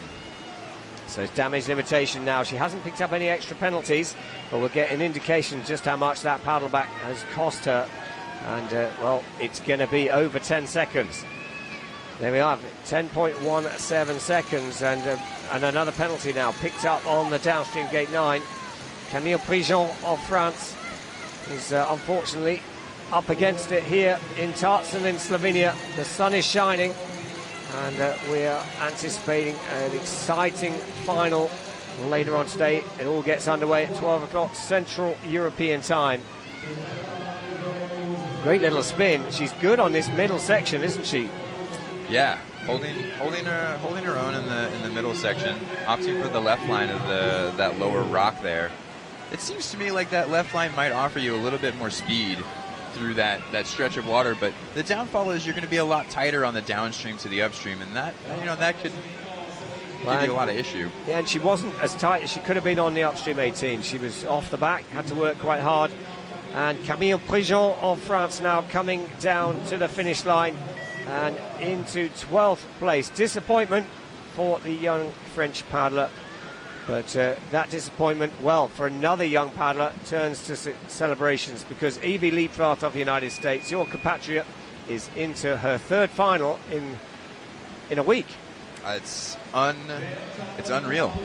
I'm so excited for her. It's really incredible now. It's a second World Cup of her life and already 2 K1 women's finals. It's such an achievement. Well done, Eva Tercel, Victoria Wolfart, Evie Liebhardt. You're our first qualifiers, and Veronika Vojtova now for the Czech Republic is putting a fast time on the top section here. Let's see how that converts on the split. She comes in and out of the upstream gate 8. Well, that's competitive, isn't it? A second down on our race leader. If she can stay anywhere near that, she's comfortably into this afternoon's final. So Veronika Vojtova, she was 7th last weekend, so she made the final. And 21st in Lee Valley. So, well, if she's getting her season going, then she'll be wanting to get into the final and start shooting towards the podium. Looking good and tidy through this offset here in the middle section. Maybe a little bit of time on her way into the upstream of gate 10, but she powered through that very nicely. She's only 4.5 seconds down. We know that the deficit between the first qualified and the last qualified is bigger than that, so yep. She's still got plenty of room to make that nice and tidy into gate upstream 18. She had some dirty water from 2016 to from gate 16 to gate 17, but no problems there. But she is now, the time is slipping away. She's got to really just chase it down on the bottom section for a place in the final. And sneaks it in. She does sneak it in, so she goes into 3rd place. The top 4 are through at the moment, 6 boats to go. But Veronika Vojtova joins Eva Tersel, Victoria Volfart and Evie Leifart in the final. Well, from one Czech paddler to another from the Czech Republic, Kateřina Kuryová, the world champion from 2015, is now on course, and a great line into the upstream gate 2. You can see what a big faceful you get. You've really got to just trust your instincts after that faceful to keep on line for gate 2. Absolutely, very nice bounce across the stopper to upstream 4. She's been pushed out wide, and it's caused a few problems. That it's easy to get the ride onto the wave, but then if you lose your pace at the end, then, as you were saying earlier on in the men's C1 competition, the stopper actually wants to take you to the river right. It wants to take you back to gate 4. Yeah, absolutely. So you got to hold that power on. Just because you're getting to the end of the hole doesn't mean that you can let go of that strength. You got to hold it all the way through there. And, well, Kateřina Kuryová, only 24th place in Bratislava, 22nd in Lee Valley, and it'd be great to see a bit more vintage Kuryová, because she hasn't really shown her true potential over the last couple of seasons, really. Not quite finding the form. The luck probably hasn't gone her way. And, well, it's not going her way at the moment here either, because 18 seconds the deficit, and a penalty now on gate 14. So the time slipping away for Kateřina Kuryová. She's got good water through 16 and 17. She's tight on 18s. Very tidy there. She is showing her skills, but it's a little bit too little too late. And that will mean that Karina Kühnle of Austria surely will be our next confirmed qualifier for the final. Kateřina Kuryová of the Czech Republic not into the final, only 18th place for her. Disappointment for the 2015 world champion, but her disappointment is good news for Karina Kühnle of Austria. Winner from last weekend, she will be in the final. So another Austrian on course, Nina Vrachnik, now coming down. She was 4th at the under-23 Worlds in 2017. Another up-and-coming paddler, and it'll be an interesting contest, this women's contest in Austria, for that Olympic spot.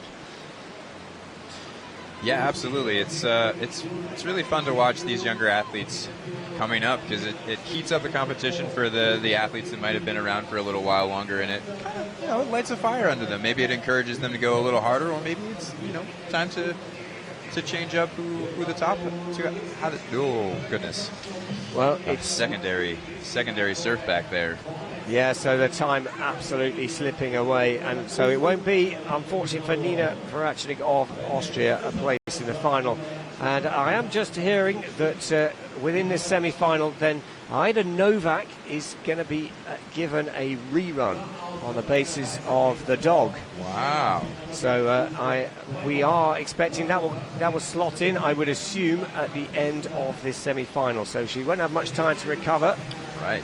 But it is one to watch, so we will have an extra paddler essentially in this semi-final.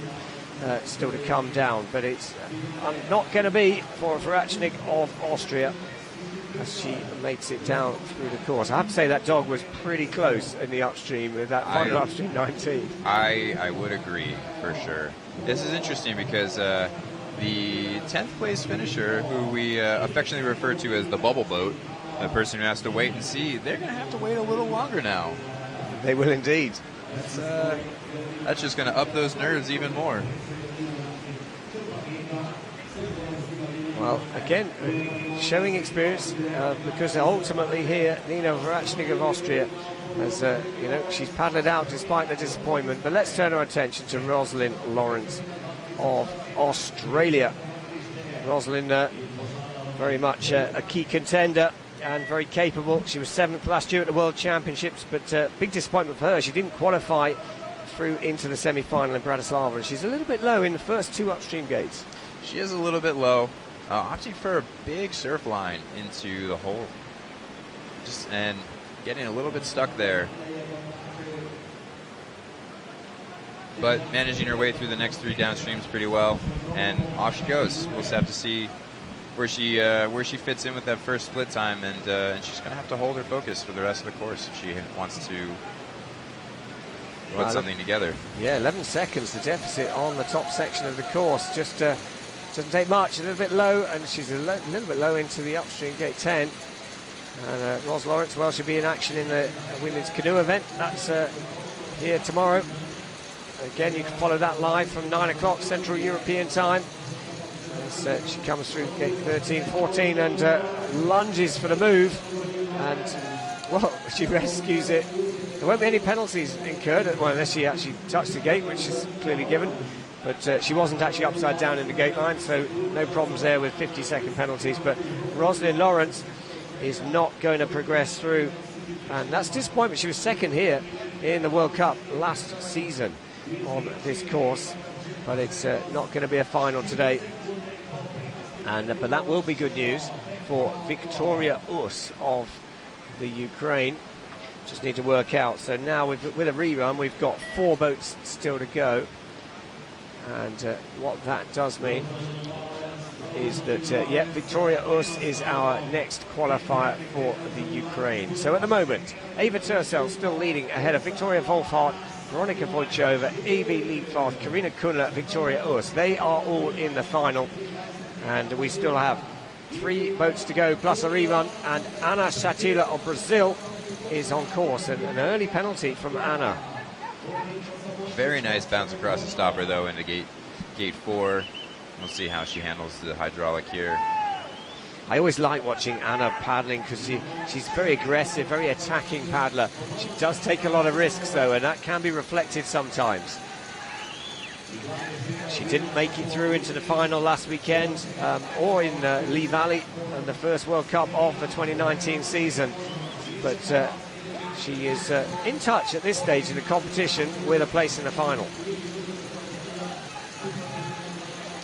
Little stuck there. Didn't carry as much speed through 11 as she would have liked, but still not really too much of an issue as long as she holds it together for the rest. Her first split time deficit was well within that of qualifying. We'll see what her second split time's looking like. Still totally inside of that. She just needs to hold it together for these last 5 gates, or 6 gates. Well, here we go into the upstream 18. This is where it you can make a bit more time. You can find a bit of time. It's certainly comfortable. It's clean through 18. Wrap yourself around the upstream gate 19. And it looks to me like Ana Shatila is paddling her way towards a place in this afternoon's final. It's not going to be in the top 3. And having said that, it's into 3rd place there. So Ana Shatila of Brazil includes a 2-second penalty. So again, another paddler who's got a little bit there in the tank, and we'll see whether she can find that time in the final. But next up, it is Australia's Jessica Fox, the world champion on 3 occasions in this event. She was so dominant in the 2018 season, both in the kayak event and the canoe event. Won the World Cup, won the world title. And what can she do today? Well, she hasn't had it all her way this season. Yeah, I don't think the season's gone quite as the way that she would have liked, but it's so much fun to watch Jess paddle. She has such a strong understanding of the whitewater, and that's so key in our sport, and it's really fun to watch because honestly, I learn stuff from her every single time I watch her paddle. The way she uses the edges. Oh, interesting. A 50-second penalty on gate 5. Wow, I'm really curious about that. They're definitely going to review it. Well, I know they've got a better camera angle in the video review for the judging than we probably have here in terms of from a broadcast perspective. But, well, that's a big drama because Jessica Fox, she was third in Lee Valley, 6th last weekend in Bratislava. One of the favourites, surely, for this race, the world number 1, is looking like she's not going to make it through into the final because other than that, it's a really strong run. Yep, we can already see the penalty review flashing at the bottom of the screen. So we saw in her second split time, still very respectable, less than 2-second raw time off of the leader. So we'll see what they decide about that 50-second penalty. Well, look at the time. So that 1:45.90 total. So that shows it's a 95-second run time. Jessica Fox, here it is, gate 5 and no boat. That could be what it is. Just about maybe got her head in, but there again, I'm no specialist judge, but there was no boat in there. What's your thought there, Casey? Unfortunately, I think I agree. I would have liked to see that 50 come off, but the rules are the rules. Yep, and it's a great camera angle actually that captures that. So Jessica Fox of Australia, the world number 1, is out of the competition at this stage.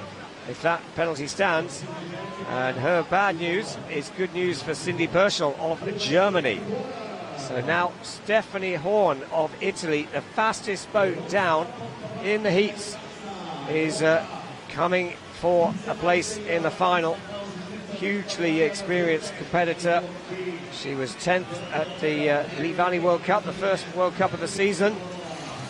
Then she sat out the second World Cup in Bratislava, and she's back here in Slovenia for World Cup 3. Very smooth through 11 there. Holding it nicely, keeping herself in the center of the gates and carrying good speed through these offsets here. A little bit snug on the entry and exit of 14, but still very, very good. 1 second off the split. That is solid so long as she holds it all together for their last bit. Yep, she goes below the rock from 16 to 17, but she still manages to get tight on 18. Stephanie Horn of Italy is looking like she will comfortably qualify through into the final. Fastest yesterday. She's not going to be fastest today, I don't think, but it is going to be close, and she might just snatch it. She does. There it is. 0.34. She finds it on the bottom section, so she is the form boat to watch as we go into the final. Stephanie Horn of Italy goes into first place ahead of Eva Tersel of Slovenia. Victoria Wolfhard of Austria is in third. And at the moment we have a rerun to follow, don't forget. But what it does mean, we can confirm 9 qualifiers, and that's Stephanie Horn, Eva Tersel, Victoria Wolfhard, Anna Shatila, Veronika Vojtova, Evie Liebfarth, Karina Kunla, Victoria Us, and Cindy Perschel.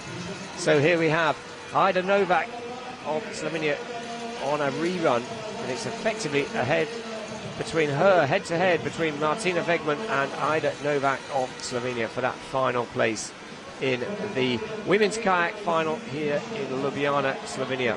The bubble boat battle. Well, a touch on gate 3, but other than that, looking like an attacking, tidy run. Yeah, she has a lot of knowledge of this course, and so it's going to be important that she relies on that. And wow, despite the touch, still up on the split. So she's absorbed that penalty, a little bit low on 10, and it'd be interesting to see. She's obviously coped really well mentally with the rerun, because that can be quite a real challenge to refocus, re-energize so quickly between runs. Absolutely. You do not take a race run with the intention of having to do a rerun. So, she'll have used a lot of energy, and it seems like maybe we're seeing that a little bit, falling low into 14 and taking an unnecessary touch. And it's very close. She is very close to the back window of qualifying for the finals. Yes, because that window is 1:03.69. Martina Wegman of the Netherlands. 1:03.69 is the time that Ida Novak has to beat if she wants to go into the final. Really needs to push it. We got 3 seconds. Wow, it's going to be tight, and she's going to be outside of that time. So good news for the Netherlands. Martina Wegman is into the final, but disappointment for Ida Novak of Slovenia.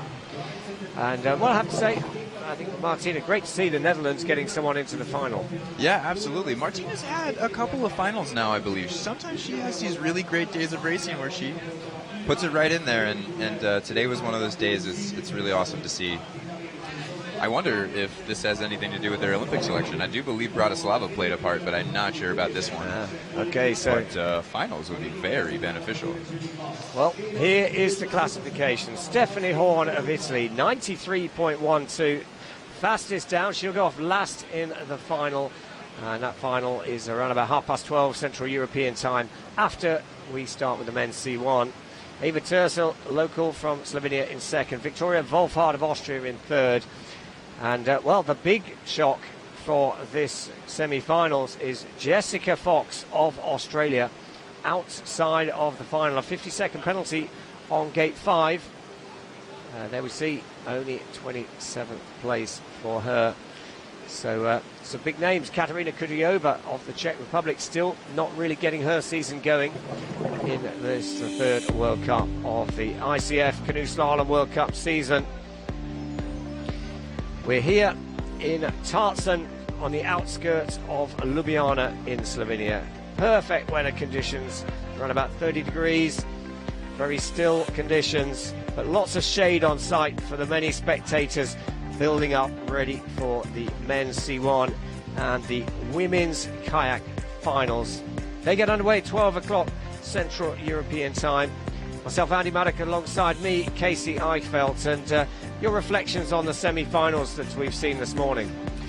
Well, I think that we saw some really good slalom racing and perfect examples of how the sport is super fickle. You know, the water doesn't really care whether you win or lose, and we saw perfect examples of that. People getting dragged away from gates that they thought that they were going to be good for. Some silly touches, some line touches, and it's at the end it comes down to the very last paddler to see what's going to happen, and sometimes the rerun extending that just a little bit farther. So I think that it's been a lot of exciting racing and some upsets and some very exciting stuff. I'm super excited for Evie and her second World Cup finals. So, well, we are wrapping up now for the semi-finals. That's it for the men's C1 and women's kayak semi-finals.